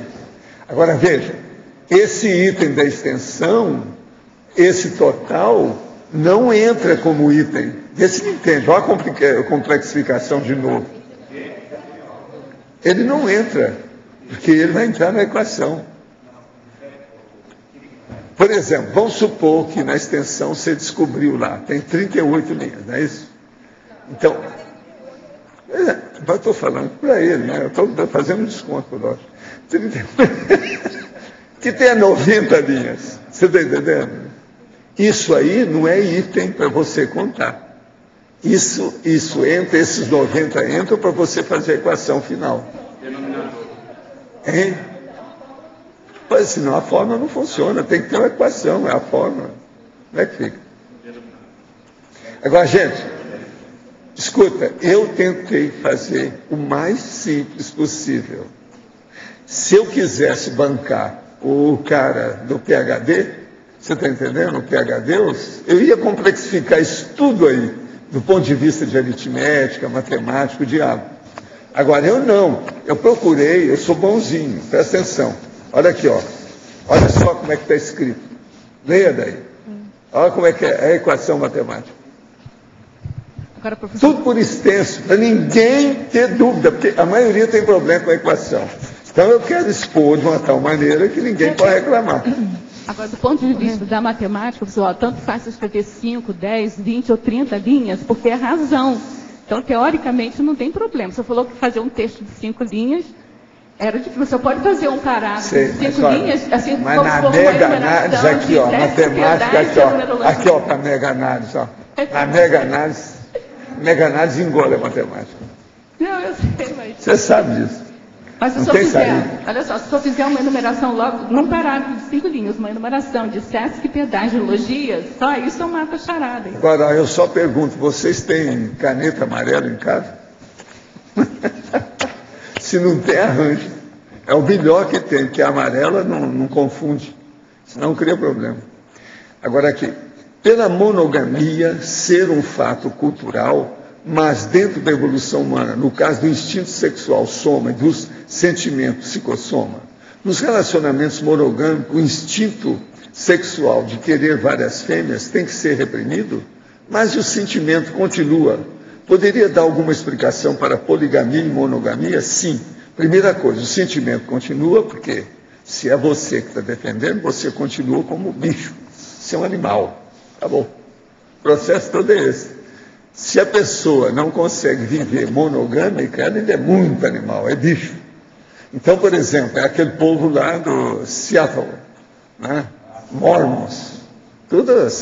Aqueles são os animais religiosos. A verdade é essa. Nos Estados Unidos, me perguntar sobre isso, eu falei justamente essa explicação. Animais religiosos. O que vai fazer? É a vida. Vê se você me entende. Aí você vai entender o que é monogamia e poligamia. O que o senhor acha do ex-papa João Paulo II? Ele foi um bom promovedor da tolerância religiosa? Até um certo ponto, né? Mas não é assim, lá essas coisas não, né? Fez o que pôde, coitado. Mas, vamos ver, né? No futuro, o que faz, né? Pelo menos ele era melhor do que esse atual. Esse atual é um pouco hitlerista. Tratando-se de autorado, a pessoa pode virar para mim e falar assim, mas Valdo, ele foi da juventude hitlerista, mas ele não é mais, assim, não interessa. Só de ter pertencido à juventude, como é que vai tirar esse estigma da vida da pessoa? Como é que é isso? Só porque a nossa guerrilheira hoje é presidente, você vai tirar não tem jeito. A pessoa está marcada na testa, aquela cruz da cobra. Sabe como é que chama a cobra? Aquela cobra? Urutu. Urutu é o nome daquele blindado brasileiro, né? Tratando-se de autorado, qual a sua opinião sobre a utilização da abordagem conscienciológica em outras áreas de saber? Psicoterapia, por exemplo. Utilizar em empresas e cursos, o senhor é favorável a isso? Ou acha que o trabalho de divulgação dos ideais deve ser tratado apenas dentro das IC? Não, já tem muita gente que já está colocando. A consciencioterapia trabalha por todo lado. A política do autorado conscienciológico e algum tipo de empreendimento evolutivo tendo em vista que o professor incentiva diariamente a redação de artigos, verbetes e também de livros, Gostaria de entender quais parâmetros norteadores em geral são usados quando algum autor conscienciológico decide escrever um livro. Aí é muito fácil, você escreve para editais que te dão todas as dicas do que você deve fazer, para ser autor da editais. Aí você vai saber todo o autorado, como é que é. A primeira coisa, o ideal, que é o que eles querem, a única saída, é ceder os direitos patrimoniais intelectuais naquela edição que você vai dar. É um processo de voluntariado, é gratuito. O que o senhor quer dizer quando afirma que as entidades do Catimbó, Umbanda, Candomblé são guia cego? Por gentileza, dê uma resposta mais longa e não lacônica. Escuta, eu estou cobrando mais. Hoje é quarta-feira, né? A gente cobra mais. O caso todo é o seguinte. Você tem que entender que todas essas seitas, elas são baseadas em fazer serviço contra uma pessoa e a favor de outra. Isso é guia cego ou não é? De todas as religiões, a que tem mais guia cego é aquelas que têm Exu. Hein? Guia cego é aquele guia que não tem cosmoética. É aquele que não tem fraternidade. Por exemplo, você chega na Umbanda ou num despacho qualquer desse, vamos falar um despacho em geral, né? Naquele terreiro, ele faz despacho. Então você chega lá. Então, você chega lá e fala assim, olha, eu queria que você fizesse um despacho contra o fufufu. Eles fazem. Aí, o negócio caminha. Na outra semana vem o fufufu e fala assim, eu quero que você faça um despacho contra aquele cara que fez comigo. Eu te dou o dobro que ele te deu. E paga mais. Eles fazem, eles mudam. Tudo é negócio. Então, é um balcão da crendice. É um balcão do guia cego. Essas seitas todas são balcões. Por mais boa vontade que a pessoa tem, sempre tem o processo de despacho, essas coisas todas, e sempre estão usando algum fruto. É alguma coisa. Vamos dissolver esse casamento e ele casar com a fulana. E por aí vai. Milhões de coisas. Isso acontece nas melhores famílias deles, não nas nossas. Tá certo? Então, preciso explicar mais? Guia cego, o que é? Agora, ó, cuidado, viu? Se você trabalha com isso, se você não souber mexer com a energia, e se você for sensível a qualquer influência, hipnose, sugestão, você está no buraco. O senhor pode falar de que maneira diminuir a dispersidade e a ansiedade? Eu já trabalho minha vontade tentando ser mais autodeterminado, mas ainda falho. Tem vezes que estou trabalhando e aprendendo, vem certa euforia com o resultado. E logo me afasta do que estava aprendendo.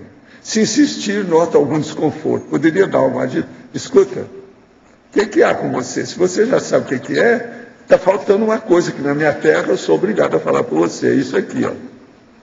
Vergonha na cara. Se você já sabe, não toma atitude, o problema é seu. Isso chama-se autoassédio. Falta de autocrítica. Presta atenção, o problema é esse.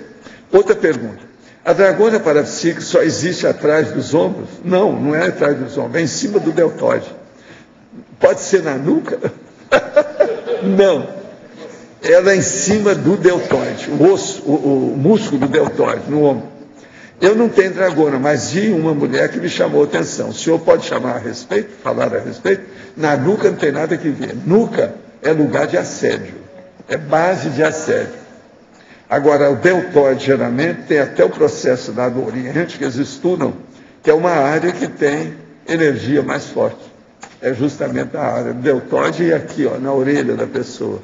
Na acupuntura mesmo, eles andam estudando essas coisas. Então, o processo todo é ver. Agora, outra coisa, o deltóide que a gente fala é o esquerdo, não é o direito, não, o esquerdo, é só um. Estuda que é a dragona. Agora, estuda é uma hipótese de tentativa, de trabalho. Anota isso e procura ver. O ideal seria a gente sair com um ônibus, ou melhor, uma Kombi de som, e chamar na rua. Alô, alô, quem é nessa rua que tem alguma marca no ombro esquerdo? Alô, alô, quem é nessa rua? E andar em várias cidades para a gente ver quem é que tem. Uma vez a gente estava atendendo em consciência terapia em Lisboa, e tinha uma pessoa que trabalhava na África, e ela estava com uma corda amarrada no braço esquerdo, bem na altura assim, do deltoide, e ela dizia que na África tinha algumas tribos que consideravam que era um local de... tinha que colocar alguma coisa em cima para defender. É uma cultura lá que tinha. Que era um ponto de ataque dos espíritos, alguma coisa bem nesse ponto mesmo. Eu vivi na África muito tempo.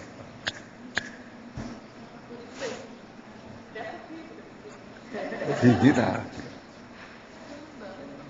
É bem interessante. Ainda tinha coisas minhas na África na década de 60, que eu estive fora do corpo lá para ver. Mas o povo ainda não tinha descoberto. Tem os escombros do lugar onde eu trabalhei. Eu sei disso. Aí só. Bem interessante. A África aí nessa época tinha relação com as coisas do Egito. Você tem uma ideia? Coisa muito antiga. Agora, tudo isso tem... A coisa mais impressionante, Roberto, não é nada disso. Para mim, matéria dragona parapsíquica, só tem um fato que é terrível. É a hora que eu estou em New York, chego lá para comprar o livro, o cara que não me conhece, me vê de costa, começa a falar as coisas, depois vai assim, eu posso ver seu ombro esquerdo? O cara sabia de tudo isso. Onde é que ele aprendeu? Agora, tinha uma livraria igual ou melhor que a minha. Como é que é isso? O cara mais velho do que eu. Isso é estranho, alguma coisa tem nisso aí, como é que é? Por isso que eu falo no assunto. Não tem saída. Agora, ó, médicos, se começar a observar na anamnese, vai acabar descobrindo gente. Teve um dia desse que falaram aí que viram uma mulher que estava e conversaram. Não foi isso? O Eduardo falou que viu uma mulher que tinha alguma coisa, perguntou, ela falou que tinha sensibilidade para se examinar. Isso aí são todas coisas assim, muito superficiais e sutis, né, que a gente tem que ver com o tempo. Mas não se deve julgar fora, porque de qualquer maneira é através da crendice, da saga, do folclore, da lenda, que as coisas começam a virar fato real. Né? A gente tem que começar a entender isso, não tem jeito. Foi por isso que o Freud, o Jung, um monte desses caras aí deram valor para isso. Eu não dou mais valor para lenda, nem para mitologia nenhuma. Mas você não pode desprezar. Se você vai examinar a história, não dá para desprezar a mitologia. Você tem que estudar a besteirada da mitologia, não tem saída. Agora aí, isso aí envolve o processo de mitologia no meio. E não é só mitologia, envolve muita coisa. É iniciação. É negócio sério. Então, por exemplo, a maçonaria sabe examinar dentro das coisas. Eu estudei a maçonaria, mas vi muito pouca coisa disso que pudesse servir de subsídio. Não tinha. Onde eu vi que tem mais nisso aí mesmo são os processos de iniciações. Esses tem. Mas você sabe, a iniciação descambou para um lado de magia muito grande, isso aí entrou num buraco. É muito difícil hoje você estudar essas coisas. Agora, eu penso que com o passar do tempo, essas coisas vão ficando mais claras devido ao processo de retrocognição das pessoas. A hora que for fazer a junção macrosoma, dragona, identidade extra, para microchip, coloca isso tudo numa pessoa só, como é que fica? E aí vem outras coisas. O aleitamento conjunto, entende? Aquele que maior. A doação de sangue universal, tipo de sangue de doadora universal. Sampaco. O processo da triscagem. É muita coisa que tem, são bobaginhas, mas se você juntar, como é que fica? Agora veja, quem já juntou isso até hoje foi só eu. Ninguém nunca fez isso. Agora eu vejo essas coisas desde a minha adolescência, né? Com os negócios, as coisas que aconteceram, os médicos que eu encontrei. Agora, a coisa que eu sempre dei muito valor é aquela pessoa que nunca te viu, vê a primeira vez e fala alguma coisa que não sabe. Ninguém falou para ele porque não conhecia você, como é que é isso? Igual esse homem de New York, o processo da dona que apareceu para mim lá no Subway, entende? O outro cara que foi na tal sessão às 3 horas da manhã, que eu estava lá com o Chico recebendo as mensagens, aquele negócio, e aparece o homem e lê a minha mão. Tem da cara da Praia Vermelha também, não foi? Pois é, são vários desses esquisitíssimos. Você foi na casa dele? Você está entendendo? Então isso aí eu dou valor. Tem esse cara, por exemplo, lá, que uma vez me pediu para ir à casa dele, que ele morava em Botafogo. Não era Botafogo. E ele é que conhecia tudo sobre o processo de 1400, 1500, 1600, as coisas todas, iniciações, tudo sobre Nostradamus. O cara repetia centuras, assim, ó, na ponta da língua para mim. Não, essa aí a centura é tal, que fala assim, assim, assim. O homem é terrível. Esse homem já dessomou. Ele conhecia um monte de coisa. Agora, ele queria saber de mim com as perguntas mais cretinas do mundo a meu respeito. Você está entendendo? Eu falei assim, eu não sei de nada. Estou aí. Eu não falei para ele que eu era um ZF, não falei nada. Agora, também eu só tive encontro com ele uma vez, uma tarde inteira, que ele me pediu, eu fui na casa dele para ver. Ele era um professor, muito sério, muito considerado, bem na história. Agora, tinha gente até da enumerologia, que é numerologia, como eles gostam de chamar, que levava ele muito a sério.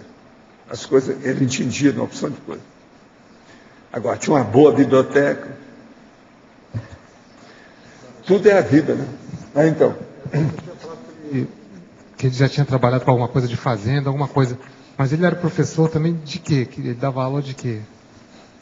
Ele dava aula, parece que era de história. Professor de história. A coisa mais séria dele era história. Você sabe, história, quem dá aula de história com substância sai de baixo. Geralmente são pessoas eruditas. A história, aparentemente, parece uma bobagem, mas não é. Ela deixa de ser história para ser a historiografia, é outra coisa. E esse que o senhor foi na casa dele, no ambiente dele? Assim, no ambiente extrafísico na casa dele, teve alguma coisa... Não, ele era bem assistido, muito bem assistido. E outra coisa, ele estava procurando acertar as coisas, foi isso que eu percebi, por isso que depois não mexi com ele. Ele estava se preparando para dessomar. Cada idade, a situação, doença, saúde dele, por isso que eu não mexi mais nas coisas. Quando a pessoa está assim, eu deixo para lá, porque o enumerador, por exemplo, ele não gosta de mexer em nada. Se a pessoa já está encaminhada, tem que deixar para outra. Aquele período terminou para a gente. Se a gente chegou no fim, você não pode estar funcionando com isso. É o caso do nosso médico aqui, que eu não falei nada para ele, que eu estava doente. É o outro lá do Nordeste, que eu não fui atrás para conversar, o tal que o Wagner conversou. Tem vários assim. Eu só falo um ou outro fato, mas tem dezenas desses fatos. Mas o senhor tem, assim, por exemplo, uma pista, se por exemplo, ele estava perto da Complexes ou alguma coisa assim desse tipo? Não, eu não tenho ideia nenhuma. Nem esse, nem o velhinho lá de New York. Não tem nada. Não sabe. Agora, desse, talvez, o mais erudito aí, o mais polímata desse todo é esse de New York. Pelo jeito, os livros dele, a conversa, esse que viu o negócio da Dramona. Em certas coisas, ele ultrapassou todas as minhas pesquisas na ocasião. Foi por isso que eu voltei lá. E o melhor da história, eu falei com ele, eu vou voltar a conversar com o senhor. Eu falei com ele. O ano que vem eu estou aqui, porque eu ia viajar no outro dia. Isso foi o último dia que eu estava em New York, naquela viagem, já tinha tudo marcado. E de lá, parece, eu ia seguir para a Europa, nem ia ficar lá. Negócio bravo. E outra, por exemplo... E outra coisa, o lugar era perto do hotel que eu estava. O hotel é aquele Louis, e perto do... aquele outro, tinha um outro nome embaixo. Mas nessa ocasião eu estava no Louis junto com o outro. O de Botafogo estudava na parte histórica do parapsiquismo. O de Nova York tinha alguma coisa mais específica? O de New York era mais processo de fenômeno parapsíquico, tudo quanto é jeito. Era parapercepciologia. O homem era uma fera. Agora, você sabe, isso nos Estados Unidos é uma raridade. Lá, quando tem gente que interessa por isso, é a turma do Moonchild, é coisa de magia. Mas estudo mesmo para valer assim, que ultrapassa, por exemplo, a American Society for Psycho Research, é muito raro. Por isso que eu dei valor para o homem. Ele não era bobo. E esse de Nova York? O senhor soube um pouco assim, o senhor conversando com ele sobre um pouco do histórico dele, como é que ele chegou até lá, o trabalho, o que ele fez na vida? Não, ele estudava sem parar, ele falou que estudava desde criança. Ele tinha assim uma cara de ter uns 85 anos. Simpático, tinha muito cabelo, branquinho, tudo. Uma simpatia. Ele era americano mesmo. Americano. Agora, eu não entrei depois que ele morreu em nada, não quis saber, porque o povo tudo sumiu e já tinha vários meses, já tinha morrido, quando eu cheguei lá, que eu demorei um ano para voltar. Né? Não deu para ver o que é. Tem dessas coisas, né? A gente não ganha todas, de vez em quando você perde. Aí, por exemplo, o senhor conversando com ele, o senhor ficou impressionado com as coisas dele. O senhor, você sentia à vontade com ele ou era... Totalmente à vontade, sem problema. É tanto que eu desinteressei tudo na hora de comprar. Então comprei uns livros só para constar ali, ficar chato. Mas eu estava interessado na sala dele com os livros. Mas depois que eu vi a sala toda, eu não descobri nada que fosse novidade para mim, sério, não tinha nada. Entende? Agora, ele, pelo jeito dele, ele viu o meu alcance, a situação que eu tinha. A hora que eu comecei a mostrar para ele. Porque você pode conversar em 5 minutos, você mostra se você conhece o assunto ou não com a pessoa. No caso dele, eu tentei mostrar, não, eu conheci isso, por causa disso, e falando para ele, então tá. Aí ele falou para mim de igual para igual. Entendeu? Ele aí subiu o nível para expor. Aí ele falou assim, olha meus livros, vê se tem algum que te interessa aqui dentro. Que esse não tem lá fora, nós não estamos vendendo esse. Tudo era dele. E tinha uma bela livraria dentro havia uma bela biblioteca dentro do escritório dele lá. Achou algum que interessou? Não, não achei nada. E eu ainda falava para ele, tudo isso aqui, porque a maioria dos livros que ele tinha lá, tudo era em inglês. Eu falei assim, não, isso aqui eu tenho em francês, isso aqui eu tenho em italiano, isso aqui foi publicado a primeira vez em Portugal. Eu falei, tudo para ele, uma opção de coisa. Então ele viu que eu tinha uma visão de conjunto da situação, por isso que ele deu atenção. Né? E o senhor percebeu, por exemplo, que outras vivências, pode ter tido outras, quer dizer, deve ter tido, mas não, alguma pista de procurei, vivência passada? Assim, a hora que ele falou para eu olhar os livros, eu procurei para ver se havia algum gadget, quer dizer, alguma coisa singular. Isso aí nós chamamos chamativo. Eu não vi nada aqui da bibliografia que fosse diferente para mim. Tinha muito livro bom.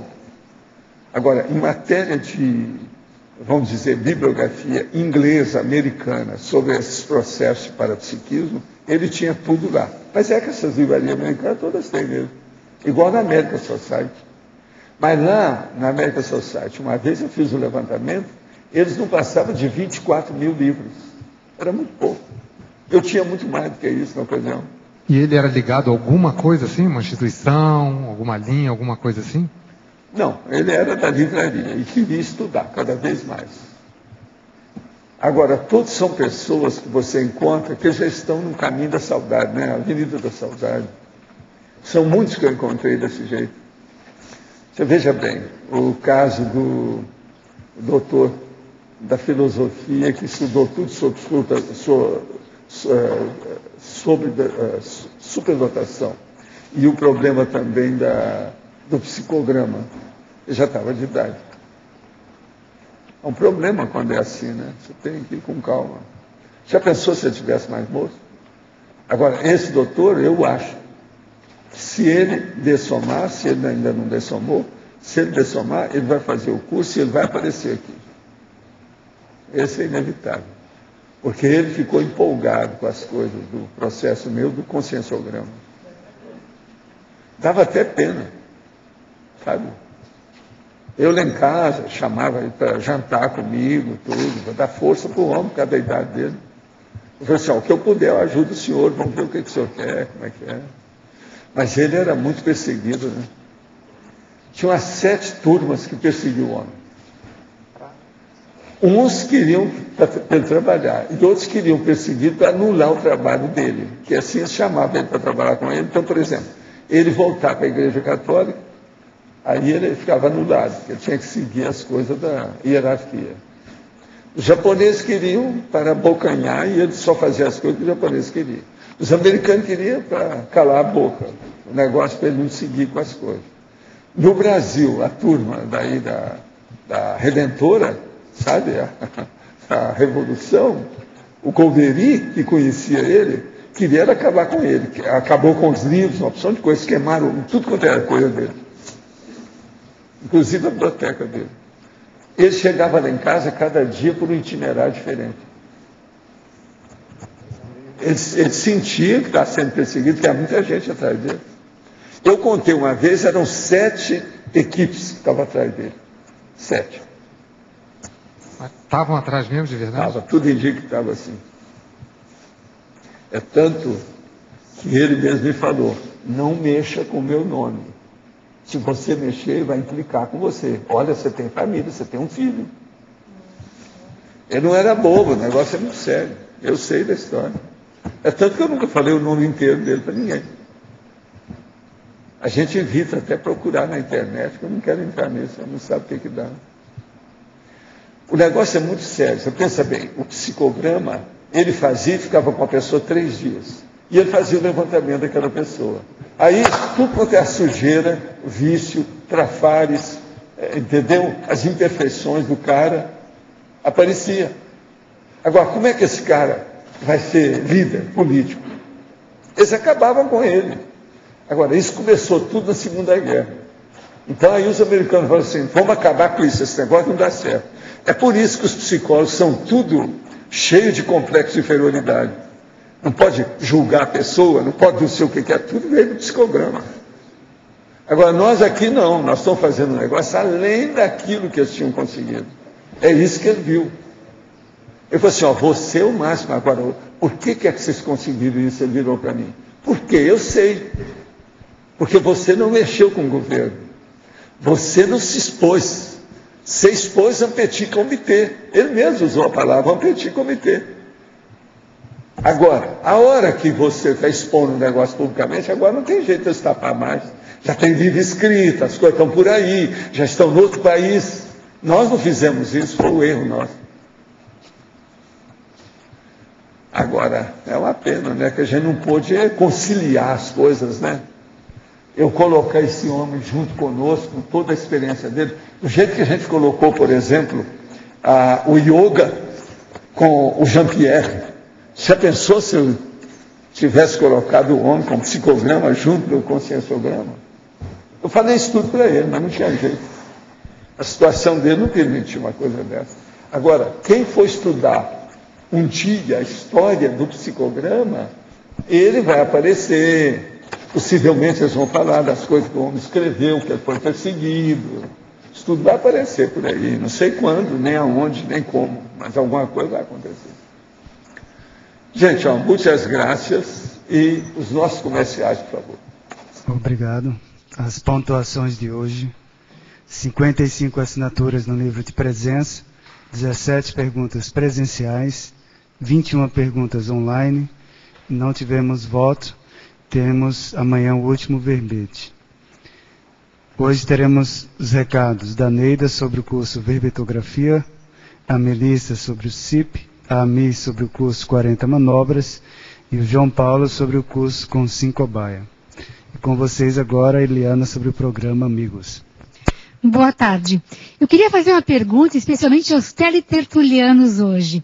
Você é amigo da enciclopédia? Com certeza a resposta é que sim, você é um amigo da enciclopédia, mas você participa como mantenedor financeiro da enciclopédia, e é esse pedido então que eu faço hoje para vocês.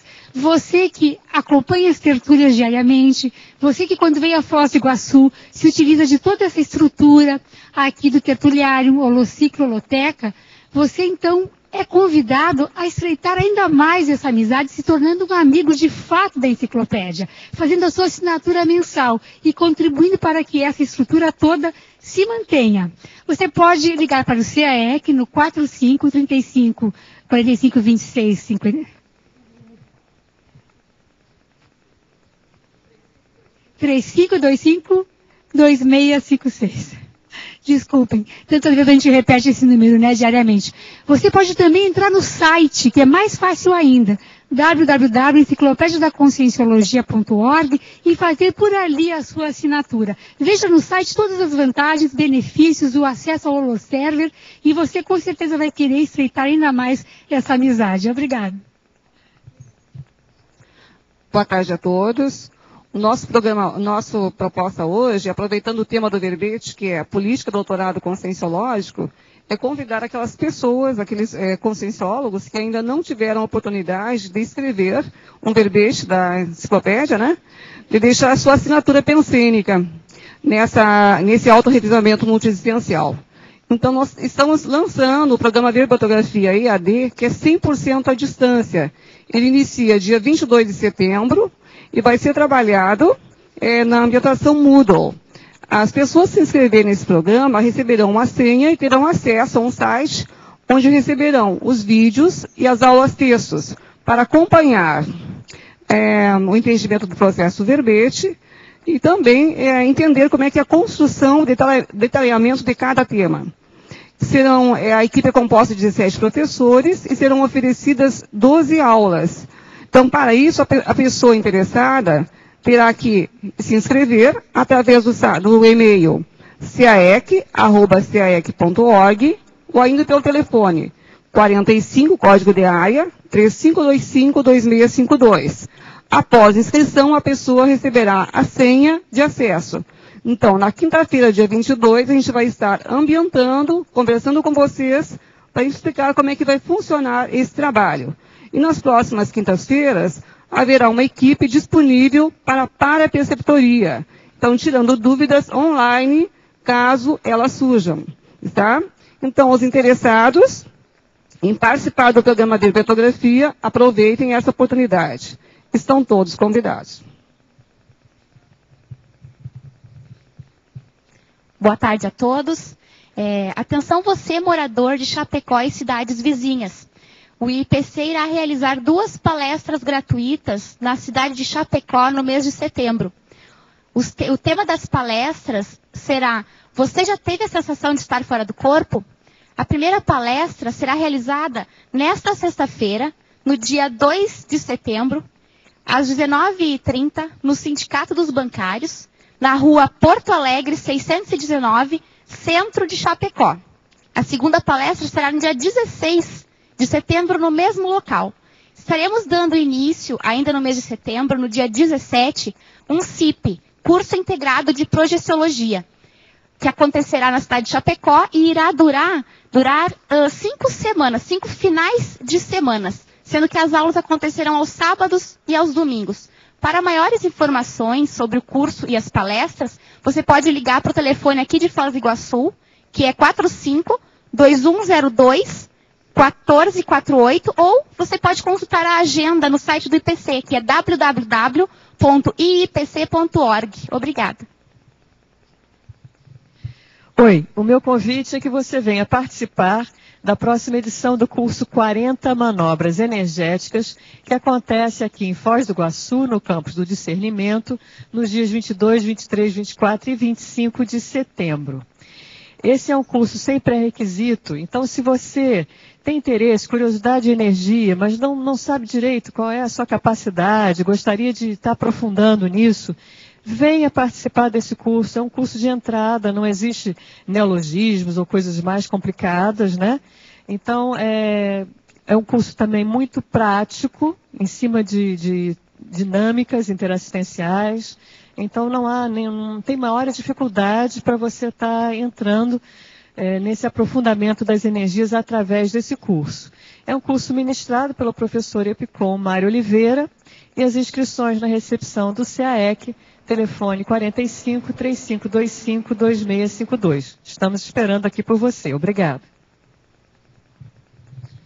Boa tarde. Estou aqui para falar do curso Consincobaia do Conscienciograma mensal, que vai acontecer agora, no próximo sábado, dia 3 de setembro. Vai ser o desse mês, do mês de setembro. No dia 3, sábado, agora. É um curso promovido pela Conscius, em parceria com o CAEC, feito aqui dentro do campus do CAEC, onde são 10 vagas de Consincobaia, 10 vagas de participantes, com 3 sorteios de Consincobaia.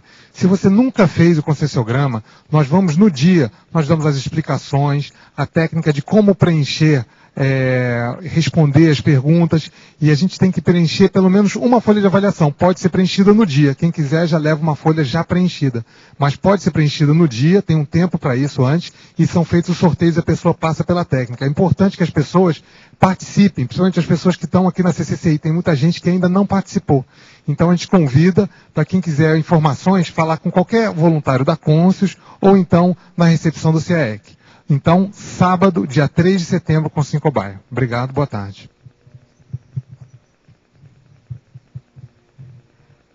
Para amanhã teremos o verbete omnifrivolização, a especialidade para patologia. Obrigado pela presença de todos e até amanhã com a nova listagem dos verbetes.